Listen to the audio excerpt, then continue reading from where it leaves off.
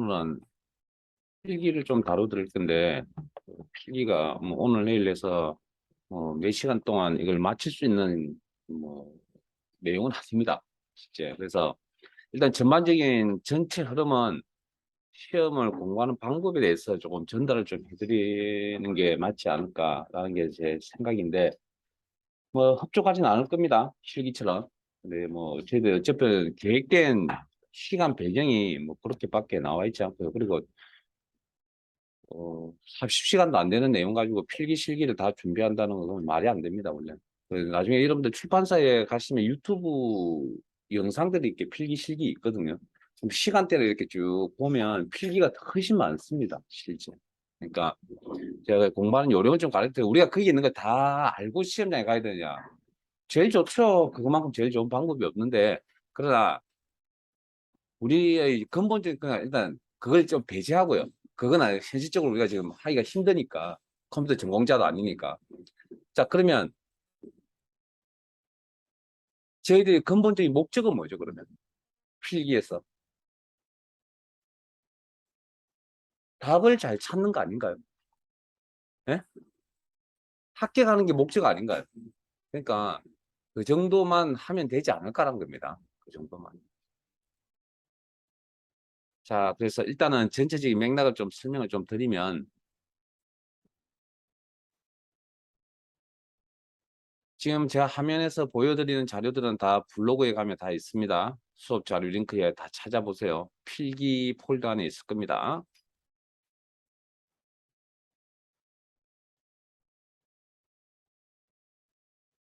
자, 우리 교재에 보면 아마 앞부분에 보면 뭐 기본적인 설명들을 이렇게 절반의 내용이 앞부분에 이제 어, 기본적인 어떤 요약적인 어떤 설명, 내용 설명이 들어가 있고요. 우리 교재의 절반 앞부분에. 그 다음에 뭐 실습을 하라고 하는 부분들이 있는데, 뭐 하셨으면 좋겠는데 그 솔직히 뭐 별 의미는 없는 것 같고요.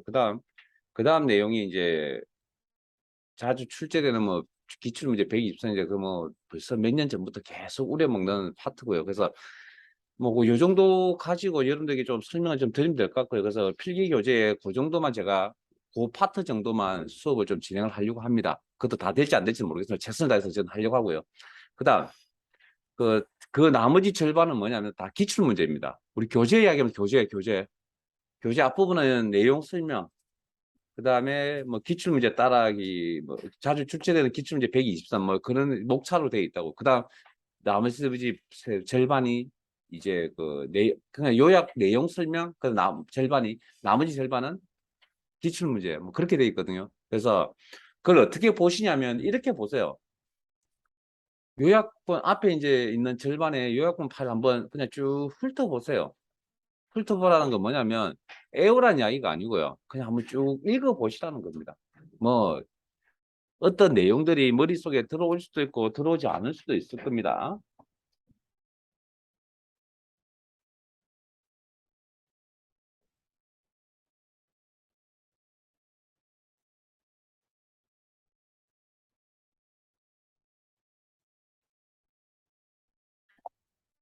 그래서 일단 읽어보세요. 읽어보시고 애우란 이야기는 아니고요. 그리고 나서 그 기출 문제 풀이를 하세요. 한번 좀 쭉 읽어보시고 어, 그래서 아마 문제가 잘 안 풀리겠죠. 풀릴 수가 없죠. 왜? 저 요약된 그 부분에 있는 내용은 내가 머릿속에 가지고 있어야 일단은 저기 문제를 풀 수가 있는데 제 개인적인 생각은 이렇습니다. 일단 읽어보라고 하는 건 어떤 내용 정도가 어디쯤에 있더라 하는 걸 찾기 위해서 정독을 한번 하시라고 말씀을 드리는 거고요. 그다음 부수적인 목적은 우리가 필기 시험에 나오는 용어에 대해서 익숙치 않다라는 겁니다. 컴퓨터 용어에 익숙치 않다라고요. 그러니까 일단 컴퓨터 시험을 잘 보려면 일단 용어부터 눈에 들어와야 되거든요. 그러니까 계속 읽을 수밖에 없습니다. 우리 입장에서는 그 방법 말고는. 어디 가서 뭐 전문적으로 뭐 전공자처럼 어디 가서 수업을 제대로 접근할 수 있는 그런 방법이 있는 건 아니잖아요. 그리고 그거 가지고 그렇게 해서 언제 시험을 보실 겁니까? 그러니까 그걸 배제를 하자는 이야기입니다. 그런 방법은. 그러니까 그래서 요약본에 있는 내용을 한번 쭉 읽어보시되, 뭐, 애우란 이야기는 아니고, 그래서 쭉 읽어서 용어가 눈에 익으면, 그 시험장에 가서 문제 읽어서 흘러가는데 뭐 크게 그건 없을 거 아니에요, 일단은. 그거부터 이제 하자는 겁니다. 그거부터. 그러니까 이렇게 내용을, 이게 문제인데, 예를 들어서, 여기 있는 이 문제를 읽어 내려가는데 막힐 거 아니에요. 벡터 뭔지 모르잖아요, 우리가 지금. 그러니까 그냥 이거 알든 모르든 그냥 흘러 넘어갈 수 있어야 된다는 겁니다. 여기에 막혀가지고 문제를 못 푼다? 그럴 필요는 없습니다. 뭐 어차피 네 개 중에 정 안 되면 네 개 중 하나 찍으면 되죠. 예? 확률 싸움 아닌가요? 그러니까 제가 그냥 요런데 여기 나와가지고 뭐 사전 찾듯이 그렇게 찾지 말라는 이야기입니다. 제 이야기는. 그냥 흘러가세요. 흘러가고 그러면 이제 우리가 이 문제를 풀 때 어떻게 푸냐면 요 문제와 이미지 표현 방법에 뭐 베트 방식이 있고 비트맵 방식이 있는데 그런 이야기들이 여기에 쭉 적혀져 있는 요약본 어딘가 있을 거라고 찾으셔야 되고 책 반을째는 찢으라고 보통 이야기를 하거든요. 찢고 이제 양초하는 건데 어쨌든 여러분들이 편하실 대로 하세요. 어쨌든 제가 드리고 싶은 건 이런 겁니다. 그러니까 풀이를 하실 때 우리 머리를 대신하고 있는 건 이 녀석이라는 겁니다. 이 녀석. 요약본. 응? 그럼 요약본 가서 그냥 읽어보시고 요약본 옆에 편 읽고 문제 푸시라고요, 이제. 그러니까 내용이 머릿속에 잘 들어온다, 안 들어온다, 그냥 답을 찾는 방법. 그래서 여기 있는 내용과 비교했을 때 뭐 어느 틀린 부분이 있으면 틀린 부분도 수정해 가시면서 이렇게. 그렇게 해서 기출문제를 한 서너 개씩 이렇게 해보시면 적게는 한 7개, 17개, 많게는 한 10개 이상쯤 하게 되면 어떤 상에 도달하냐면 이런 방식으로 하시다 보면 내가 풀었던 문제를 또 만나게 되는 경우가 계속 발생을 합니다, 이제. 이거 앞에서 풀었던 문제 같은데? 비슷한 문제 같은데? 그런 느낌이 들면 제 개인적으로는 합격이라고 봅니다. 합격. 그러니까 만점이 아니라 합격. 평균 60이 넘는 그 정도 만들면. 그러니까 내가 열심히 했는데 앞에 봤던 문제다. 그러면 앞에 봤던 문제니까 이제 두 번째 그 생각이 들 정도면 많이 그러니까 열심히 했을 거 아니에요. 그 정도면 합격이라고 보고요. 근데 저걸 애우고 있을 수는 없습니다. 그러니까 제 개인적으로 정답지 뭐 정답 보고 마킹하고 이런 식으로 하지 말고 왜 그러냐면 그 보통 그렇게 공부를 많이 하시는데 필기를 그게 왜 좋지 않냐면 문제는 이 네 개의 보기 예문이 지금은 이 문제가 나올 때는 정답이 이거였잖아요. 다음에 나올 때는 정답이 이게 될 수도 있습니다. 저 지문을 다 보고 가야 되는데 안 보고 간다는 거죠. 정답인 것만 체크하고 보고 간다는 거죠. 그러니까 비효율적으로 공부를 하고 계시다. 보고 있으면 답답합니다. 지나가다 필기 공부하고 이제 학원이 아닌데 빈 자리에 앉아가지고 공부를 하고 계신데 보면 딱 정답인 그 줄만 라인만 이렇게 줄칩니다. 그럼 나머지 세 개는 어떡할 건데요? 그게 정답일 확률이 많기는 하겠지만 나머지가 정답이 되어서 또 나올 수도 있다니까요. 보기 예문이 돌고 돕니다. 그 다음 한 가지. 절대 정답은 내가 평상, 그러니까 이렇게 준비를 해갔는데 내가 모르는 용어가 나오고 어려운 뭐 지문이 나오잖아요. 그 절대 정답 아닙니다. 왜냐고요? 필기의 정답은 절대 어려운 용어 속에서 정답을 내지는 않습니다. 물론 그런 게 절대적인 건 아니지만 거의 대부분이 기본선에서 나옵니다. 기본에서. 우리가 기본을 모르기 때문에 틀립니다. 그러니까 내가 뭐 평상시에 공부를 좀 했는데 공부하는 과정에 나오지 않는 용어가 나왔다. 그럼 그 정답을 체크하지 마세요. 그 정답 아닙니다. 그냥. 제가 말씀드린 99% 정답 아닙니다. 왜냐고요? 문제는 절대 어렵게 내지 않습니다. 우리가 기본을 모르니까 그냥 다 어렵게 보이잖아요. 그러니까 어느 정도 공부를 했다는 가정하에서 말씀을 드리는데, 내가 공부하는 과정에 보지 못한 용어가 나온다. 그 절대 정답을 체크하지 마세요. 내가 모르니까 정답이라고요. 틀린 거라고요. 아니면 그렇게 생각하시면 안 됩니다. 시험은. 전체적으로 훑어보면. 그러니까, 나중에 보면 보입니다, 이게. 그러니까 항상 여기 정답은 요 수준 안에서 돌고 돕니다. 기본 요약되어 있는 이 수준 안에서. 그러니까 우리가 이걸 애울 수 있는 지금 여건이 안 되니까 어떻게 하자고요? 그냥 이걸 그냥 펼쳐놓고 하자고요, 그냥. 예? 그러면 나중에 용어나 이런 데 계속 익숙해질 거 아니에요, 시간이 지나면. 그거. 그래서 그걸 다 외울 수는 없으니까 그냥 그래서 제가 최종적으로 하는 이야기는 정답을 찾을 수 있는 어떤 느낌, 필, 뭐 그런 것들을 좀 받아서 가자는 겁니다, 시험장에. 이걸 어떻게 다 외워요? 전공자도 아니고. 저도 이게 모르는 부분이 얼마나 많은데. 왜냐고요? 저는 네트워크 인터넷 전공자가 아닙니다. 그리고 저는 소프트웨어를 이렇게 조금 다뤄보는 입장이지 하드웨어 쪽 전혀 모릅니다. 저도 솔직히 이수하려고 들여다보고 한 거지 저도 전공자가 아니라니까요. 그런 여러분들은 저는 그렇게 해서 저는 10년을 지금 흘러오고 있는 입장이고 여러분들은 아니잖아요. 그러니까 하드웨어에 전혀 관심 없잖아요. 그걸 공부하러 하려면 누가 할 거예요, 이거 지금? 안 할 거 아니고요. 정답 찾는 건, 오늘 내일 이렇게 하시면서 제가 전달해 드린 내용을 잘 보시고, 그래서 하는 건데, 그 중에 지금 하나를 던져 드린 겁니다. 그러니까 그건 제가 예를 보면서 나중에 말씀을 드릴게요. 그래서 이런 식으로 그냥 해서 기출 문제를 우리 교재에 있는 것만 다 보고 가도 되지 않을까? 한 10개쯤, 10개 넘나요? 한 열 몇 개쯤 되나요? 한 10개쯤 될 것 같은데, 적게는 한 6, 7개, 6, 7개, 많게는 한 10개 이상, 10개 정도 보고 가시면, 뭐 마음 편히 시험장에 가세요. 그 정도면. 그래서 처음에 한 두세 개 할 때는 시간이 좀 걸리겠지만, 이렇게 시간이 조금 익숙해지면 이제 목차라든지 이런 게 이제 눈에 들어, 뭐 위치라든지 알면 이렇게 이제 좀 찾기 수월할 거니까 그렇게 아시고, 그런데 도저히 답답해서 미치겠다. 그러면 유튜브에 가시면 이 교재에 관련된 필기 영상이 있습니다. 출판사에서 제공해주는. 그러니까 이 교재를 쓴 건 아니고요. 다른 교재인데 내용은 똑같거든요. 그러니까 그거 보시면 됩니다. 그 목차에 맞게끔. 보시면 됩니다. 그래서 아마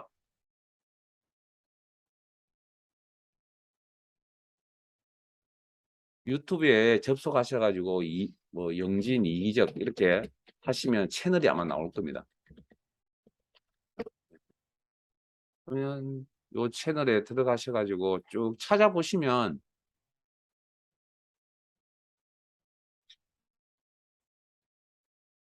필기와 관련되어져 있는 영상들이 이렇게 있다는 거죠. 그냥 이거 보시면 됩니다. 여기 1급, 2급, 1급, 2급, 필출 뭐 이런 거 보시면 된다고요. 그러니까 요 목차가 있으니까 요 밑에 보면 뭐라고 적혀져 있는 거 있죠. 소제목들 있잖아요. 그거 보시면 내가 필요한 부분이 어느 파트인지 구분이 될 거고 이걸 다 봐라고 하는 이야기 아닙니다. 이거 다 보는데 시간 엄청나게 걸립니다. 이거 하나만 보더라도 지금 10분이죠. 그럼 이게 총 몇 개인 줄 아세요? 이게? 90개네요. 물론 뭐 아닌 거 2급 수준을 벗어나는 거 1급도 있긴 해서 그렇지 굉장히 오래 걸릴 겁니다. 그러니까 필요한 부분만 답답하시면 그냥 필요한 부분만 이렇게 찾아서 보세요. 예? 그렇게 전체적인 시험 준비는 그렇게 하는 걸로 말씀을 추천을 해드리고 뭐 이거보다 더 좋은 방법이 있으면 여러분들이 알고 있는 방법이 그걸 쓰시고요. 제 개인적으로 그냥 이렇게 해서 그냥 가세요라는 겁니다. 가면 그래서 뭐 솔직히 필기에 대해서 뭐 질문이 있거나 크게 그러지도 않거든요. 그 공부를 크게 하는 것도 안 하는 것 부분도 있지만 뭐 왜냐면 이게 문제가 돌고 돌기 때문에 그게 한 10개 정도 수준을 그러니까 주기가 좀 틀립니다. 문제들마다 약간 틀리긴 한데 한 10개 정도만 하면 아마 나올 수 있는 경우는 아마 거의 대부분을 다 보셨을 거라는 겁니다. 그 정도면. 근데 그걸 애우려고 하지도 제가 애우는 거 싫어한다 그랬잖아요. 제가 뭐 나이가 들고 이러니까 이제 암기력이 좀 약해지는 것도 있지만 여러분들이 아 그냥 읽어가면서 그냥 용어도 한번 눈에 읽어주시고 그걸 뭐 알고 넘어가자는 게 아니고 그냥 벡터 이런 게 있구나 끝 그러고 넘어가시라고요. 그냥 물 흘러가듯이. 그렇지 않으면 이게 막히는 순간 계속 다 찾아봐야 됩니다. 근데 그걸 찾는데 시간이 너무 오래 걸린다는 거예요. 이 문제 하나 푸는데. 그러지 마시고 그냥 옆에 이렇게 기준을 요약본 딱 두시고 우리 교재에 요약본 있잖아요. 앞부분에 있다 그랬잖아요. 그거 읽어보시면 됩니다. 내일. 그러니까 이번 주 해서 필기 준비하시고 해서 이번 주 주말, 빠르면 이번 주 주말이나 뭐 내일 주 초쯤에 다음 주 초쯤에 오늘 시험 신청하세요. 가서 시험 보시고 다음 날 또 합격자 발표 날 거니까 실기시험도 보시고 그렇게 하시기 바랍니다. 자, 그러면 저희들 교재는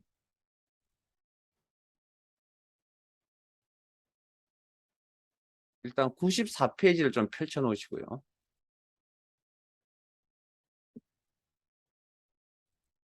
이 자료 다 블로그에 있습니다. 자, 또 한 번씩 저 혼자만 또 보고 계시면 또 섭섭해 하실 것 같아서 제가 보세요. 제가 드렸던 블로그 주소 아시죠? 그거. 거기에 여기 우리 게시물 제목 요거죠. 제발 딴 데 가지 마시고 우리 게시물 제목 여기입니다. 관심 좀 가지시고 여기까지 다 입력할 수 없으니까 체감에 지금 업데이트가 되기 때문에 그 다음에 오시면 수업 자료 링크에 가시면 여러분들 지금 교재가 있으니까 제가 여기에 대해서 특별히 상세하게 이야기는 안 할게요. 그 여러분 교재 가지고 가세요. 그리고 교재가 없으신 분들은 제가 여기를 이용하라고 이야기를 하거든요. 여기 그 필기 폴더에 가시면 요약 부분이 있고요. 이렇게. 그다음에 최신 기출 문제도 이렇게 있고, 그다음에 방금 보여드렸던 필기 준비 이렇게 하세요는 파일도 여기 있고요. 그다음에 곧 제가 수업 시간 쓰는 이제 그림들이 몇 카트가 있습니다. 그것도 여기 다 준비되어져 있으니까 요거 필요하시면 다운받아 쓰시기 바랍니다. 그리고 이런 내용에 대해서 좀 구체적으로 알고 싶다. 큰 출판사 있잖아요. 신화공이라든지 영진출판사 사이트가 신화공은 별로 영상을 크게 제공을 안 한 것 같고요. 영진에서 어쨌든 영상을 제공하고 있으니까 요 교재 같은 회사 교재가 하니까 요거 쓰시기 바랍니다. 자, 그러면 일단 필기 준비를 하시려면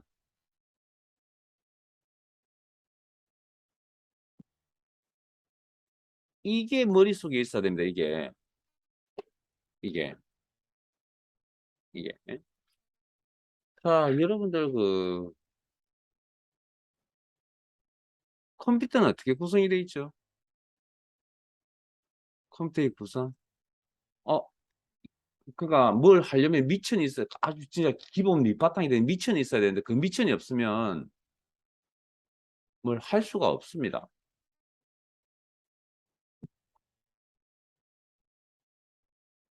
컴퓨터는 하드웨어, 소프트웨어로 나눠져 있다는 걸 알고 계시죠?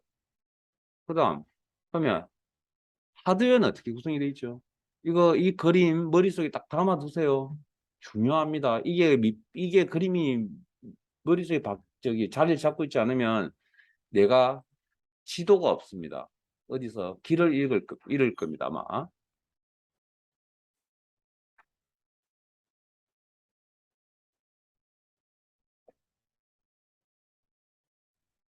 그래서 그 설명을 잠깐 1시간 정도 할 겁니다.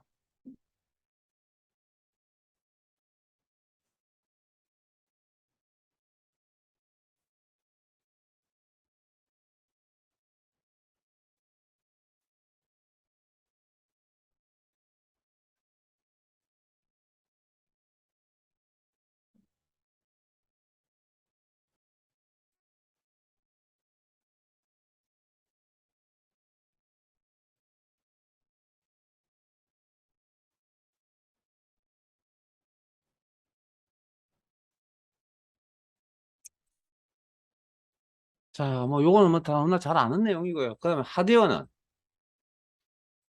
CPU라고 하는 자, 우리 컴퓨터는 일단 어찌됐든 우리 이렇게 생각해보자. 컴퓨터에게 1 더하기 2를 계산하라고 명령을 내린다고 합시다. 그러면 가장 1과 2라는 데이터, 그다음 플러스라고 하는 기호도 입력을 해줘야 이 녀석이 인식을 할 거 아니에요. 그걸 우리가 보통 그런 작업들을 하는 걸 키보드나 마우스 아니면 스캐너 같은 그런 것들을 우리는 입력 장치라고 합니다. 입력 장치. 그죠? 그다음 그러면 그걸 누가 봤죠? 그 데이터를 누가 봤냐고요? 여러분이 잘 알고 계시는 메모리라는 녀석이 그 데이터를 가질 거라고요. 메모리 안에 데이터를 가지고 있고, 그러면 이제 메모리는 이제 잠시 기억을 하는 장소고요. 실제 이제 더하기라는 연산이 이루어지려면, 물론 제가 쉽게 설명할 겁니다. 구체적 디테일한 이야기는 안 할 겁니다. 좀 해야 될 경우도 있는데, 어쨌든 지금은 큰 맥락만, 그러면 계산을 하려면 우리 머릿속에 내가 하는 것처럼 컴퓨터의 내의 역할을 하는 게 CPU에서 중앙 처리 장치에서 CPU라고 하는 거죠. 요거. 그럼 이 녀석이 데이터 보내달라고 항상 CPU 위주입니다. 예? 컴퓨터는 CPU가 제일 비쌉니다. 가격적으로. 그러면 항상 CPU 위주로 요거 무조건 돌아간다고 생각하셔야 됩니다. 이게 이 녀석이 대장입니다. 대장. 그러면 대장 말 안 듣고 데이터를 함부로 넘겨줄 수는 없겠죠. 들어오라고 할 때 들어가야 됩니다. 데이터는. CPU가. 그러면 그때 들어가서 데이터를 받아서 뭔가 계산하겠죠. CPU 안에는 계산을 할 거고 아니면 들어가서 잠깐 기다리고 있어. 그다음에 더하기 하고 나면 그다음에 더 연산 처리가 일어나면 1 더하기 2를 했으니까 결과가 뭡니까? 3이 남아 있을 거 아니에요. 그래서 그 3을 이 녀석이 잠시 가지고 있을 거라고요. 그런 것들을 이제 컨트롤 제어해야 되겠죠. CPU가. 예? 계산도 해야 되지만 어떤 그 단계별로 계산이 이루어진다. 그러니까 여러분이 생각하는 컴퓨터나 머릿속의 단계는 쪼개면 여러 단계를 거쳐서 계산이 이루어지는 겁니다. 암산이라는 게. 자, 그렇게 해서 이제 어떻게 합니까? CPU가 이제 마지막으로 사용자가 뭘 요구를 하죠? 아, 그 내용을 프린트해 주세요. 모니터에 보여주세요라고 이야기할 수도 있잖아요. 예? 아니면 그냥 파일로 저장해 주세요라고 이야기할 수도 있잖아요. 그래서 모니터에 보여달라. 그게 모니터라는 게 출력 장치가 되겠죠. 프린트 해달라. 출력 장치가, 그것도 출력 장치가 되겠죠. 뭐 그런 것들을 이야기하는 거죠. 잘 알고 있는 내용이라고요. 그래요. 근데 시험에 이게 나오진 않겠죠. 여러분이 잘 알고 있다라는 건 아주 기본이라는 이야기죠. 그래서 여러분들은 어디를 알아야 되냐면 여기를 이제 알아야 돼요. 요 내용은. 근데 여기까지는 일단 내버려 두고요. 그다음 집에 데스크탑 컴퓨터 있으신가요? 예? 없어요? 혹시 아니면 없으면 하실 거예요. 뭐 노트북을 뚜껑을 여세요라고는 좀 힘드니까 나사 풀어서 열어보면 되거든요. 그 별거 아닌데 뭐 뜯으면 망가질 것 같아요. 망가지면 뭐 AS 가면 되죠. 뭐. 컴퓨터 절대 망가지는 거 아닙니다. 떨어뜨리거나 던져서 부서지지 않는 이상은 쓰시다가 망가지는 이런 뭐 부품의 에러 때문에 발생할 수는 있겠지만 기본적으로 컴퓨터는 절대 망가지지 않습니다. 프로그램 쓰시다 이상하다고요. 그거는 컴퓨터가 망가진 거 아닙니다. 소프트웨어가 문제가 있는 거지. 그래서 제가 왜 이야기 왜 하냐면 그 집에 가셔서 오늘 이거 뚜껑 열어서 확인 한번 해보세요. 이게 뭔지 저게 뭔지. 예? 왜 뚜껑을 열라고 이거 보라고 뚜껑 열은 게 아니고 청소 좀 하세요. 데스크탑. 먼지가 이 바닥에 수북히 쌓여져 있을 겁니다, 아마. 그게 온도를 높이는 보온 제 역할을 합니다, 먼지가. 그럼 여기 내부 온도가 급격히 올라가겠죠. 그러면 컴퓨터는 효율이 떨어지고 다운이 되는 경우들이 생겨납니다. 그러니까 빨리 먼지 제거부터 하세요. 부드러운 소리나 이런 걸 이용해서. 네? 그거부터 하세요. 컴퓨터 오래 쓰는 방법 가르쳐 드렸습니다, 제가. 청소 자주 하셔야 됩니다, 청소. 먼지 정말 많습니다, 여기. 오늘 하시고. 자, 그러면 자, 컴퓨터 장치야 뭐 이렇다 하면 이 정도 대충 아는 내용이니까 뭐 그 정도에서 항상 출발을 하시고요. 우리가 알고 있는 데서. 자, 그러면 조금 디테일하게 좀 살펴보면 뭐 우리가 램이라는 생이 이거죠. 이게 이제 주 기억 장치라고 표현하고 우리 하드디스크 보조 기억 장치라고 합니다. 이런 것들을 이제 합쳐서 이제 기억 장치 총칭하여. 그다음 기억 장치에 또 기본적으로 뭐가 있죠? 우리가 많이 쓰는 이런 거 USB라고 그러죠.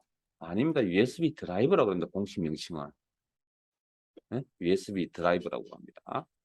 그럼 여기를 이제 기억해. 그러면 이게 우리가 알고 있는 뭐 램이라고 하는 것들. 물리적으로 램이라고 하면 주기억 장치, 램. 입력 장치, 키보드 같은 거. 그러면 이것들이 자 보세요. 아까 데이터 흐름에 데이터가 어디 간다고? 여기 간다고. 그리고 CPU라는 녀석이 어떻게든 처리를 해서 그 결과물을 모니터라든지 프린트라든지 출력 장치에 보내주는 그런 거. 그건 하드디스크에 저장하라 그러면 보조 기억 장치에 저장하라는, 파일로 저장하라는 건 보조 기억 장치에 저장한다는 거죠. 그럼 여러분들 알고 있는 보조 기억 장치가 뭐가 있습니까? 그러면? 파일을 저장한다. 아, 이거 말고 이거 말고. 집에 컴퓨터 사양 잘 몰라요? 어떻게 냉장고라든지 뭐 TV라든지 인치도 잘 알고 그러면서 왜 모니터 인치는 잘 모르시고 내 컴퓨터 안에 있는 부품이 그 성능이 어느 정도급 되는지도 모르시고 그러면 안 됩니다, 요즘. 요즘은 컴퓨터 안 되면 답답해서 미칩니다. 인터넷이 안 되거나 하면. 그래서 살아갈 수 있을 것 같다고요. 저는 안 될 것 같은데, 저는. 그러니까 뭘 좀 하셔야 됩니다. 응? 솔직히 말씀드릴까요? 집에 데스크탑을 아주 오래된 데스크탑을 버리지 않고 가지고 있거든요. 왜 가지고 있는지 아세요? 또 다른 컴퓨터가 망가지면 내가 업무를 하고 일을 처리해야 되는데 없어서 백업용으로 항상 가지고 다닙니다. 백업용. 왜? 없으면 미친다니까요. 여러분들이 컴퓨터하고 별로 안 친한가 봅니다. 응? 그러니까 제발 그 관리 잘 하시고, 그래서 그 항상 특히 자료는 항상 백업 두 개를 복사해서 항상 두 개를 가지고 있어야 되고 뭐 그런 겁니다. 그런 거 관리를 잘 하세요. 여기 있는 데이터 날아가면 어떡하죠? 전화기에 있는 데이터 날아가면 미치죠. 전화번호 몇 개 기억하고 계세요? 저 하나도 기억 못 하거든요. 백업 받으세요. 주기적으로. 받는 방법들 다 있잖아요. 가면. 모르면 A센터 가서 물어보시고요. 방법 가르쳐 줄 거고 하니까 제발 저장하세요. 그 망가져 가지고 전화기 바꿀 때 가서 데이터 백업 한다고요. 솔직히 이야기하면 저 불안해서 못 가겠습니다. 대리점에. 그래서 그냥 기본 세팅만 해달라고 하고 백업은 제가 합니다. 프로그램이 잘 돼 있는데. 그 뭐냐면 그 백업 받는데 내 데이터 자기가 백업 받아가는지 안 가는지 내가 어떻게 하냐. 우리 눈에 안 보여주는데 내 개인 데이터 무슨 일이 벌어질지 세상에 알 수가 없는데. 그래서 컴퓨터 잘하시는 분이 좀 잘까지는 안 하더라도 뭔가 잘 다루시는 분이 있으시면 좀 옆에 도움을 좀 받을 수 있도록 좀 뭐 사람을 관리를 하시든지 아니 본인이 하시든지 해서 좀 하시고 정말 데이터나 백업 받는 게 정말 중요합니다. 어? 어, 어찌됐든 뭐 요런 흐름으로 한다. 자, 그러면 자 잠깐만요. 지금 제가 말씀드린 건 어디 위치냐면 PC 한 대를 이야기하고 있는 거죠. 예? PC 한 대를 이야기. 근데 우리 PC 한 대만 써요? 아니죠. 우리는 이제 PC를 두 대 이상 쓰고 있잖아요. 기본적으로. 왜? 인터넷이라는 걸 하잖아요. 인터넷. 인터넷은 또 다른 컴퓨터를 이용하는 겁니다. 예를 들어서. 자, 그래서 여기서 이 그림 어디 갔지? 헐. 그림이 하나 있어야 되는데, 그림이 없네. 아, 여기.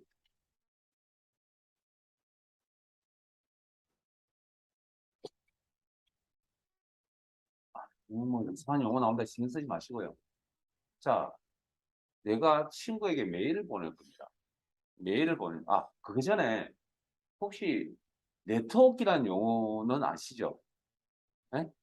그럼 인터넷이라는 용어도 아시죠? 그 부분에서 이야기 좀 해보실래요? 같은 거예요. 있고 같이 않다.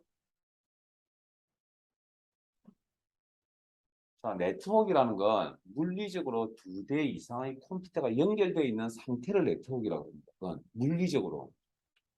그 위에서 여러분들이 사용하고 있는 서비스 종류 중에 하나가 인터넷입니다. 그러니까 이게 근본적으로 이것부터 안 돼. 그러니까 우리가 그러니까 그러니까 우리는 지리산 네트워크 이퀄 인터넷이라고. 근데 여러분들은 그렇게 생각하시면 안 됩니다. 시험 준비 못 합니다, 그러면. 남들하고 똑같은 생각 가지고 있으면 시험 준비를 할 수가 없다고요. 그러니까 이번 기회에 조금 바꾸세요. 네트워크란 건 연결 상태입니다. 연결 상태. 두 대 이상의 PC가 연결되어 있다는 개념이고 그 연결되어 있어야 우리는 뭘 할 수 있다고요? 인터넷이라는 서비스를 진행을 할 수가 있는 거예요. 그러니까 인터넷이 안 된다 그러면 안 될 때 과연 그게 내가 인터넷 관련 프로그래밍 문제인 건지 정말 물리적으로 끊겨버린 건지 그런 것들을 이제 판단할 수 있는 게 있겠죠. 그러니까 우리가 잘 안 되니까 AS 기사분을 불러서 체크를 하는 거죠. 거의 대부분이 이제 보통 물리적인 거는 크게 없습니다. 뭐 외부에서 이렇게 들어온 거 아니면 보통 보면. 자, 그러면 자 봅시다. 집에서 이제 네트워크랑 할 겁니다. 저 인터넷이랑 할 겁니다. 그럼 친구에게 메일을 보낸다고 한다면 자, 여러분 여기 단말 장치란 그냥 컴퓨터라고 생각하세요. 자, 컴퓨터는 뭐하고 컴퓨터는 실제적으로 무슨 데이터만 알고 있다고요?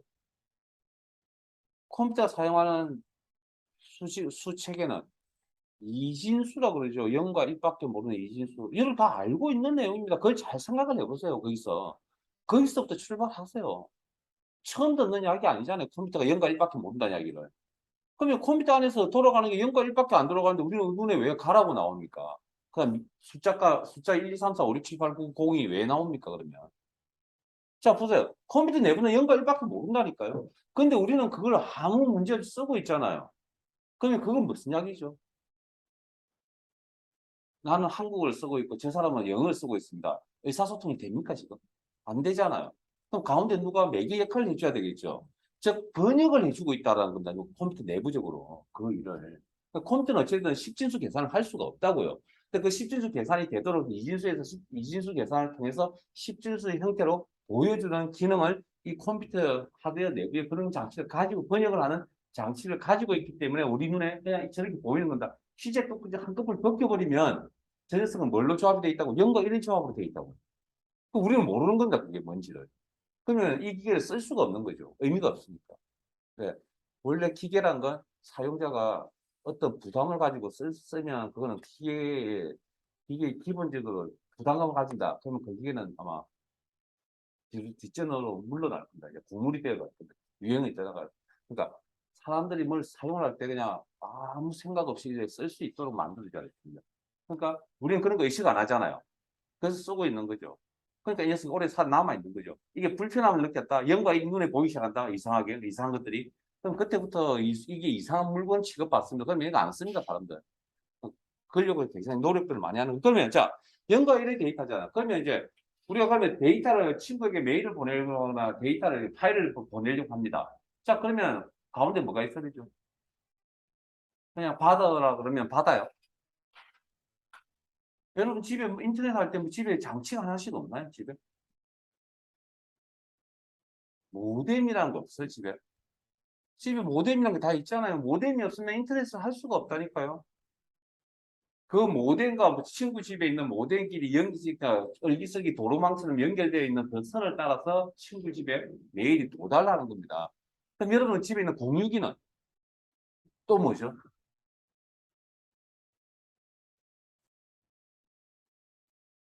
공유기는 그러니까 그 우리가 모뎀이라는 건 어쨌든 기본적으로 처음에 나올 때는 모뎀 한 대에 PC 한 대 이렇게 잭을 연결해서 쓰는 그런 개념이었거든요.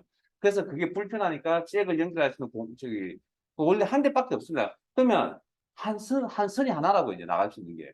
그럼 그렇게밖에 쓸 수 없거든요. 모뎀이라는 건. 그런데 집에 사용하고 있는 기계가 이제 많잖아요. 굉장히. 그럼 그걸 다 꽂을 수 있는 게 기계가 또 필요하다는 겁니다. 그게 공유기입니다. 그게 유선으로 되어 있든 무선으로 되어 있든 어쨌든 인터넷이 나가는 길은 한 길이다. 한 길이라고. 모뎀을 통해서 나간다라는 이야기입니다. 여러분. 그럼 친구가 그 받아서 이제 뭐 또 역으로 이제 변환을 이제 역으로 번역을 해서 내 모니터에 뭐 내가 보낸 내용들이 이렇게 보인다라는 거죠. 그때 보낼 때 여러분들 알고 계시는 모뎀의 대부분은 다 아날로그 방식입니다. 데이터를 보내는 방식이 아날로그 방식이에요. 그런데 우리가 컴퓨터상에서는 0과 1은 뭐라 그러죠? 디지털이라고 그러잖아요.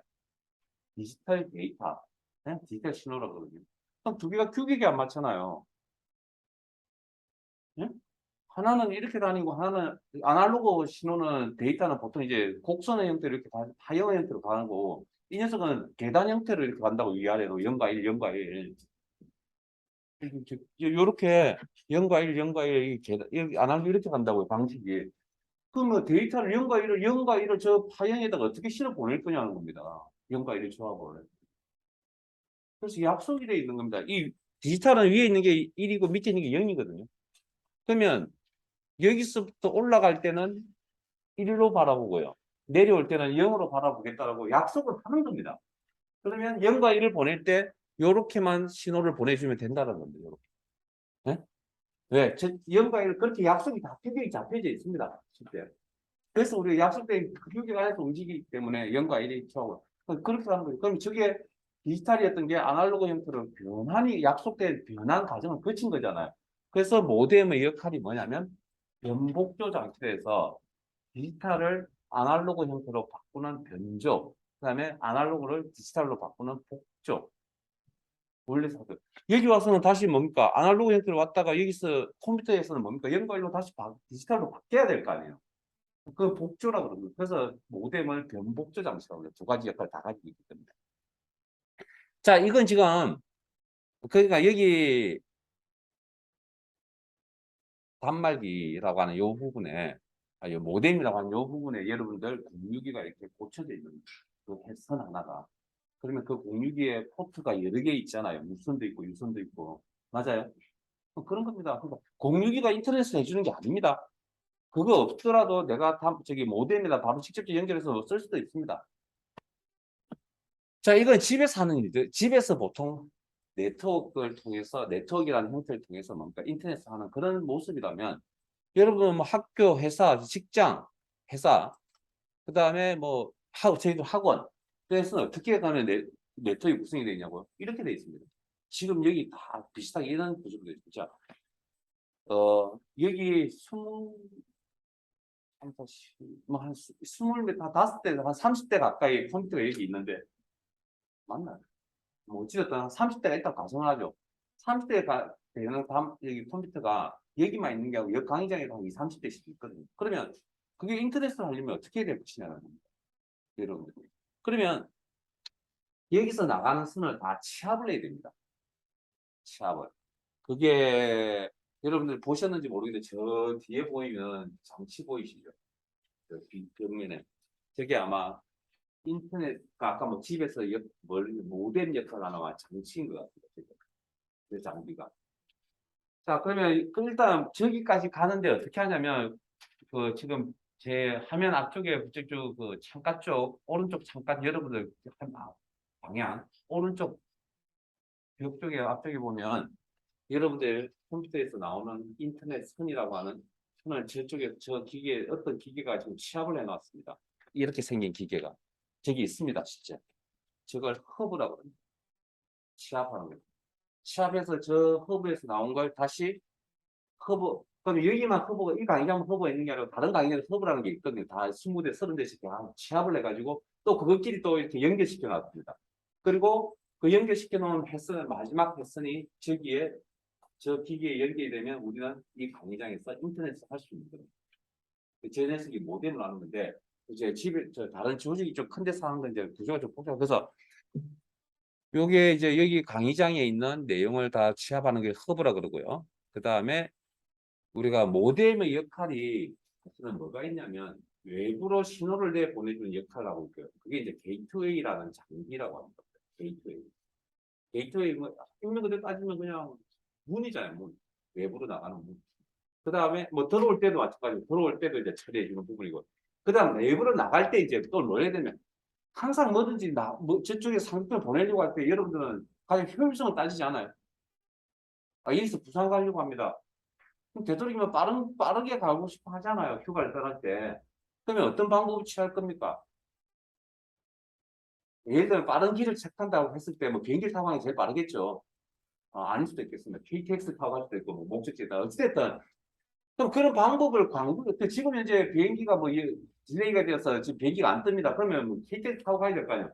그런 사항들을 다 알고 있습니다. 컴퓨터도. 네트워크라는 녀석이 다 관리를 하기 때문에. 그래서 최적의 길을 안내해 줍니다. 라우트라고 합니다. 우리 뭐 네비와 같은 역할을 하는 그게 라우터라는 장비입니다. 요 두 가지를 다 합쳐놓은 게 이제 모뎀인데 물론 그렇다 해서 성능이 뭐 모뎀이 좋구나 그런 건 아니고요. 따로 분리해서 쓰는 게 성능이 좋은 겁니다. 합쳐놓은 게. 그래서 전자제품은 원래 통합되어 있는 기능이 좋은 것 같죠. 가성비가 훨씬 좋을 것 같은데 아닙니다. 가격이 싸 보이는데 실제 그 원래는 따로따로 기능이 따로따로 있는 게 훨씬 더 좋습니다. 원래는 전자제품. 근데 너무 이 부피도 많이 차지하다 보니까 다 뭐 기능을 이렇게 취합시켜서 만드는 제품들이 많죠 요즘은. 경로 이거 잘 기억하세요.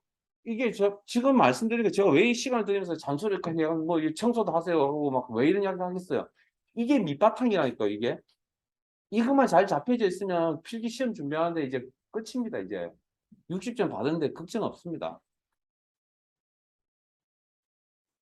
자, 그다음. 그래서 이제 이렇게 외부로 나가는 장비를 이 라우터와 게이트 역할을 하는 장비가 아마 저거인 것 같습니다. 여러분이 담당자 안에 정문데 모양새를 보고 전체 내용 보니까 저거인 것 같거든요. 그러니까 우리가 생각하니까 좀 뭐 여러분들이 궁금해 하시는지 모르겠지만 그런 걸 아셔야 되고. 그다음 이런 장비도 있습니다. 자, 예를 들어서 여기가 지금 옥상이긴 한데 더 높은 저 건물에 아니 이 같은 건물 한 100층짜리 건물이었다고 합시다. 가정을 한다면 100층에 우리 뭐 독립부스를 하나 네? 줬다고 합시다. 그러면 뭐 프로젝트 팀을 하나 줬다 그러면 거기서 그럼 저기 이제 인터넷 프로젝트 팀에서 지금 PC에서 인터넷 하려면 여기 연결되어 있어야 될 거 아니에요. 근데 너무 거리가 멀면 물리적으로 신호라는 게 감쇄 현상이 생겨서 신호가 약해진다고 하는 겁니다. 약해지면 그 정상적인 신호로 다시 전폭을 시켜줘야 여기 저 기계에 도달할 수 있거든요. 데이터에 나올 때. 그때 그걸 리피트라고 그럽니다. 그 장치를. 신호를 전폭시키는 리피트라고 그러고요. 그다음, 더 중요한 건, 자, 외부로 자, 여러분 PC에서 외부로 데이터가 나가려면, 아니면 스마트폰에서 여러분들 인터넷이 되려면 뭐가 있어야 됩니까? 그런 정도는 알고 계시는 거 아닌가요? 아니, 인터넷이 되려면, 뭐, 사실, 여기도 마찬가지입니다. 여기도. 사실 뭘 하나 제가 배터리를 좀 설명했거든요. PC에 뭐 장비가 있어야만 인터넷이 된다니까요. 저기, 모뎀이나 저런 우리 저기 허브나 저렇게 물릴 수 있다니까요. 랜카드가 있어야 된다. 랜카드가 일명 알고 계시는 랜카드. 이런 랜선이라고 잭 꽂는 그거 있잖아요. 그 장비. 그 자그마한 장비. 그게 랜카드라고 하는 겁니다. 랜카드. 여기는 랜카드가 없냐고요? 있습니다. 무선입니다. 이건. 무선 랜카드입니다. 이건. 그러니까 랜카드가 망가지면 인터넷 안 됩니다. 이건. 통신 또 쪽하고는 또 틀립니다. 전화하는 거랑 또 틀립니다. 인터넷하고 또 틀립니다. 이거. 인터넷은 되는데 전화가 안 될 수도 있고, 전화가 되는데 인터넷이 안 될 수도 있고 하는 거는 그건 서로 다른 분야이기 때문에. 그래서 여기 그래서 랜카드가 없으면 안 된다고. 자, 그다음 인터넷을 이제 여러분 집에서 이제 PC로 인터넷 한다고 할 때 네이버에 접속을 하려고 합니다. 네이버에 접속을 하실 때 여러분들은 인터넷 프로그램을 하나 여시죠. 인터넷 정보를 보기 위해서 여는 이런 프로그램을 뭐라 그러죠? 네? 여러분 뭘 쓰고 계신지 모르겠는데 엣지를 쓰고 계신지 크롬을 쓰고 계신지 잘 모르겠는데 이런 인터넷상에 있는 정보를 보기 위한 이 프로그램을 분류하기를 뭐라 그럽니까? 알고 계십니다, 여러분들. 이렇게 정리하세요. 웹브라우저라고 들어보셨어요? 웹브라우저. 웹브라우저 종류 중에 뭘 쓰고 계십니까? 크롬, 구글의 크롬, MSI의 엣지, 아니면 네이버의 웨이를 쓰고 계세요? 뭐 기타는 웨이 신제는 너무 많은 파이가 지금 머릿속에 지금 박혀져 있는데 어찌됐든 뭐 과거에 뭐 오페라 뭐 무실라 뭐 이런 거 많이 있었습니다. 지금은 거의 뭐 엣지야. 거기 크롬 아니면 엣지인데 크롬 엣지는 이제 같은 겁니다. MSI 이제 크롬 구글 쪽에 크롬을 그냥 그대로 가져가서 보고 뺏겼거든요. 어, 그렇지. 그래서 랜카드가 꼭 필요하고 그런 랜카드에 이제 이런 이제 그러면 이제 웹 브라우저를 열어서 네이버에 있는 정보를 보고 싶습니다. 그러면 그 다음 여러분 이거 열어서 어떻게 합니까?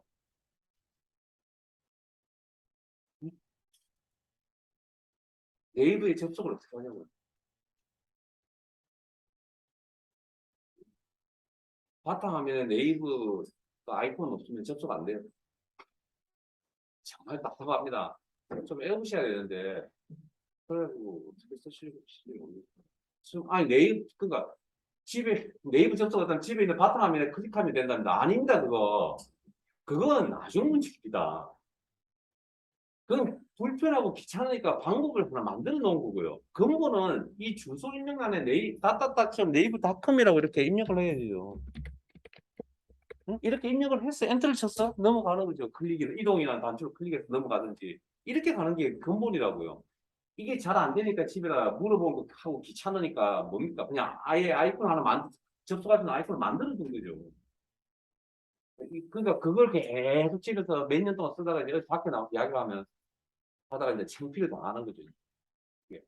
그러니까 자, 왜 이야기하냐고요? 컴퓨터는 이 문자 주소를 가지고 찾아가는 게 아니라는 거잖아요. 자, 네이버를 찾아가는 원리에 대해서 지금부터 좀 설명해서 여러분들이 평상시에 잘 알지 않는 부분들입니다. 자, 우리가 방금처럼 제가 문자를 썼던 이 주소를 컴퓨터에서 또는 인터넷상에서 우리는 도메인 주소라고 표현합니다. 도메인 주소. 제발 딴 데 관심 가지고 수업 열심히 들으세요. 어차피 시험 보실 때 나오는 영어들이고 뭐 여기서 딴 거 하고 계신다고 뭐가 뭐 답이 나와요? 어차피 영어 계속 들어야 문제를 읽어낼 수 있다니까요. 여러분들은 근본 취지를 잘 모르세요. 어떻게? 제가 말씀드리고 싶은 건 영어를 계속 들으셔야 된다니까 시험 보실 때까지. 그래야 익숙해서 뭐 시험장에 가서 문제를 읽어내죠. 아니, 어떻게 지금 뭐 이거 듣기, 듣기 싫어서 뭐 딴 거 하고 계신다. 답 없어, 뭐. 필기 시험 어떻게 보실 건지는 여러분 스스로 잘 판단해요. 계속 들으세요. 귀찮고 힘들더라도. 항상 뭐 이제 호흡이라는 게 있고요. 힘듭니다. 세상에 공짜가 됐어요. 그런 유행을 바라는 일은 일어나지 않을 겁니다. 특히 저것이 이제 운이 없고 재수 없는 사람 밑에서 이렇게 가시는 여러분들 더 운이 없을 수도 있으니까 그냥 열심히 하세요. 응? 자꾸 클릭 소리가 계속 들려오잖아요. 관심 없다는 얘기잖아. 저 10년 이상 했습니다. 뭐 하고 계신지 여기 딱 쓰면 다 보입니다, 솔직히. 왜냐 가장 기본적으로 이야기할 때 눈을 안 맞으십니다. 딴 거 하고 계신 분은 일단 기본적으로 잘 알고 계시겠지만. 자, 그래서 방금 여러분들이 문자 이제 주소 입력 안에 문자 형태로 이렇게 주소를 입력을 했습니다. 그걸 우리가 보통 뭐라고 하냐면 도메인 주소라고 표현합니다. 도메인 주소. 근데 근본을 좀 알아야 되겠지만 어쩔 수 없습니다. 이 흐름을 모르고는 시험 준비를 할 수가 없다니까요. 자, 도메인 주소를 그러고 실제 도메인 주소 가지고는 네이버를 찾아가지 못합니다. 뭐가 있어야 되냐면 숫자로 된 주소가 있어야 됩니다. 128.12, 126.128.23.1 뭐 이런 거 들어보셨을 겁니다 아마. 우리가 그런 것들을 숫자로 구성된 주소를 IP 주소로. 그래서 우리가 네이버라고 문자로 딱 치는 순간 요게 숫자로 구성되어 있는 주소가 있는 어떤 사이트로 갑니다, 여러분. 여러분 집에 가시면 아마 네트워크가 어떻게 설정이 되어 있는지 잘 모르겠으나 이걸 열어서 네트워크 그거 뭐 한번 나중에 한번 집에 가서 한번 찾아보세요. 여기서는 하지 마세요. 죄송하지만. 왜 하지 말라고 하냐면, 이 자동으로 할당이 되어 있네요. 여기 보시면은 그 DNS 서버라는 게 있거든요. 이게 뭐냐면, 방금 DNS, 이게 뭐냐면 도메인 네임 서버라고 해서 도메인 주소를 숫자의 주소로 바꿔주는 겁니다. 그러니까 우리가 네이버닷컴 엔터 딱 치는 순간 우리는 네이버로 바로 가는 게 아닙니다. 사실은 우리 눈에는 그렇게 보이는데 그 이면에 이 문자 주소를 가지고 도메인 서버라고 하는 저기 서비스를 해주는 도메인 서버는 이제 서비스 해주는 것이고 가서 네이버라는 문자에 해당되는 주소를 숫자 주소를 그러니까 연결을 매칭을 시켜줍니다. 저기에 가서 DNS 그러면 그 숫자를 알잖아 이제. 그럼 여러분들 우리는 443을 쓰지 않지만 우리나라는 외국 같은 데 443이라 쓰잖아요. 그럼 443을 가지고 사실은 우편물이 먼저 갑니다. 원래. 그 숫자로 되어 있는 443을 가지고. 이해됐어요? 그런 것처럼 여기도 숫자로 되어 있는 주소로 할당을 받으면 그 숫자가 어디에 있는지를 간다라는 거죠. 네, 그걸 가지고 네이버에 간다고. 원래는. 그러니까, 자, 그럼 여기서 왜 그러면 두 개의 주소체, 한 개만 있으면 왜 머리 아프면 두 개가 생겨나요? 자, 원래는 숫자로 된 주소를 가지고 있어요. 원래는 숫자를 찍어야 됩니다. 예를 들면, 네이버에 해당되는 IP 주소가 제가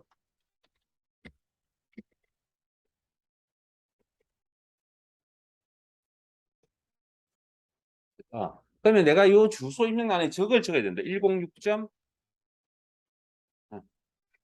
뭐네 106.245.201. 106.245.1.201.66 뭐 이렇다고 합시다. 그러면 원래는 이렇게 해도 가야 됩니다. 왜 근본이 이 주소를 쓰니까. 이거는 그냥 도메인 네임 서버에 가는 게 아니고 바로 다이렉트로 갑니다. 이거. 그런데 사람들이 숫자로 된 주소를 외우기가 쉬워요. 문자로 된 주소를 외우기가 쉬워요. 문자가 이해가 쉬워요. 숫자가 이해가 쉬워요. 그랬을 때 문자가 훨씬 더 사람이 이해하기 쉽다는 거죠. 그러니까 숫자로 구성되어 있는 걸 가지고 주소를 외우기에 너무 힘들다는 겁니다. 그래서 문자로 된 주소를 만들어 쓰는 거죠. 그러니까 사용자가 편하려고.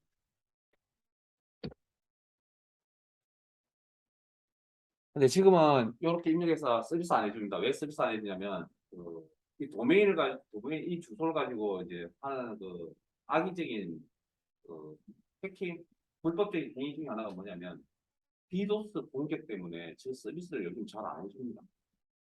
저 IP 주소를 가지고 이렇게 디도스 공격이 IP 주소를 가지고 왔거든요. 그래서 과거에 한참 디도스가 지금도 뭐 없지는 않습니다. 그냥 너무 이제 너무 자주 많이 발생하니까 이제 이슈가 되지 않았는데 처음 나왔을 때는 되게 이슈가 되었죠. 뭐 은행이나 뭐 이런 데 문제가 생기고 막 했습니다. 그래서 그렇게 해서 실제 컴퓨터의 내용이 그러니까 데이터가 흘러간다라는 거죠. 자, 그러면 지금까지는 하드웨어를 보셨잖아요. 소프트웨어까지 간단히 설명드리고 쉽게요. 왜냐면 또 해야 될 이야기가 또 있거든요. 이거 말고. 그러니까, 자, 우리가 컴퓨터라는 녀석은 컴퓨터 사용하실 때 하드웨어 전원 불만 켜면 컴퓨터가 켜지죠. 사용이 가능하잖아요. 전원을 켜고 우리가 화면상에 이런 화면이 나타날 때까지 과정을 우리는 뭐라 그러죠? 부팅이라고 그럽니다. 부팅. 그 과정을. 전원 스위치를 넣고 이런 바탕화면이라고 합니다. 바탕화면이 나타날 때까지 아니면 로그인 화면이 나타날 때까지. 로그인 화면이 나타나는 거 원래 로그인 화면이 나타나는 게 정상인데 그냥 어떤 로그인 계정 우리가 IP 플러스 패스워드를 합쳐서 우리는 뭐라고 표현하면 컴퓨터에서 계정이라는 표현을 씁니다. 어카운트 계정이라는 표현을 씁니다. 합쳐가지고 그런 계정을 통해서 이미 로그인이 되도록 설정이 되어져 있기 때문에 바탕화면이 지금 나타나 있는 여러분들. 그러니까 어떤 특정 계정으로 지금 로그인 된 상태입니다. 집에 있는 것도 마찬가지고 지금. 요 과정인데 그러면 여기까지 오는데 간에 있던 프로그램이 있어요. 부팅하는데 간에 있던 프로그램. 컴퓨터 쓰려면 하드웨어만 있어도 안 된다니까요. 전원을 넣어서 여기까지 오는데 이렇게 나와야 진행이 될 거 아니에요. 무슨 프로그램이 돌아가는지 혹시 알고 계세요? 윈도우 10, 윈도우 11이라고 하는 운영체제라는 프로그램이 돌아간 겁니다. 여러분 전화기에 스마트폰에 있는 앱을 사용하시려면 전원을 껐다가 다시 켜면 부팅하는 과정입니다. 그것도. 그때 여러분들이 뭐 애플폰을 쓰고 계신지 뭐 갤럭시 폰을 쓰고 계신지는 모르겠으나 애플을 쓰고 계시다면 iOS라고 하는 게 진행이 되어서 그 바탕화면이 나타나는 거고요. 갤럭시도 마찬가지로 안드로이드라는 운영체제가 진행이 되어서 나타나는 거예요. 운영체제 이름입니다. 여기도 우리 일반 PC에도 운영체제 이름 뭐죠? 윈도우 10, 윈도우 11이죠. 시험 기준은 윈도우 10이 시험에 나옵니다. 시험은. 윈도우 11을 쓰고 계시다고, 근데 뭐, 10이나 11이나 뭐, 크게 고민하실 필요까지는 없고요. 집에서 어찌됐든,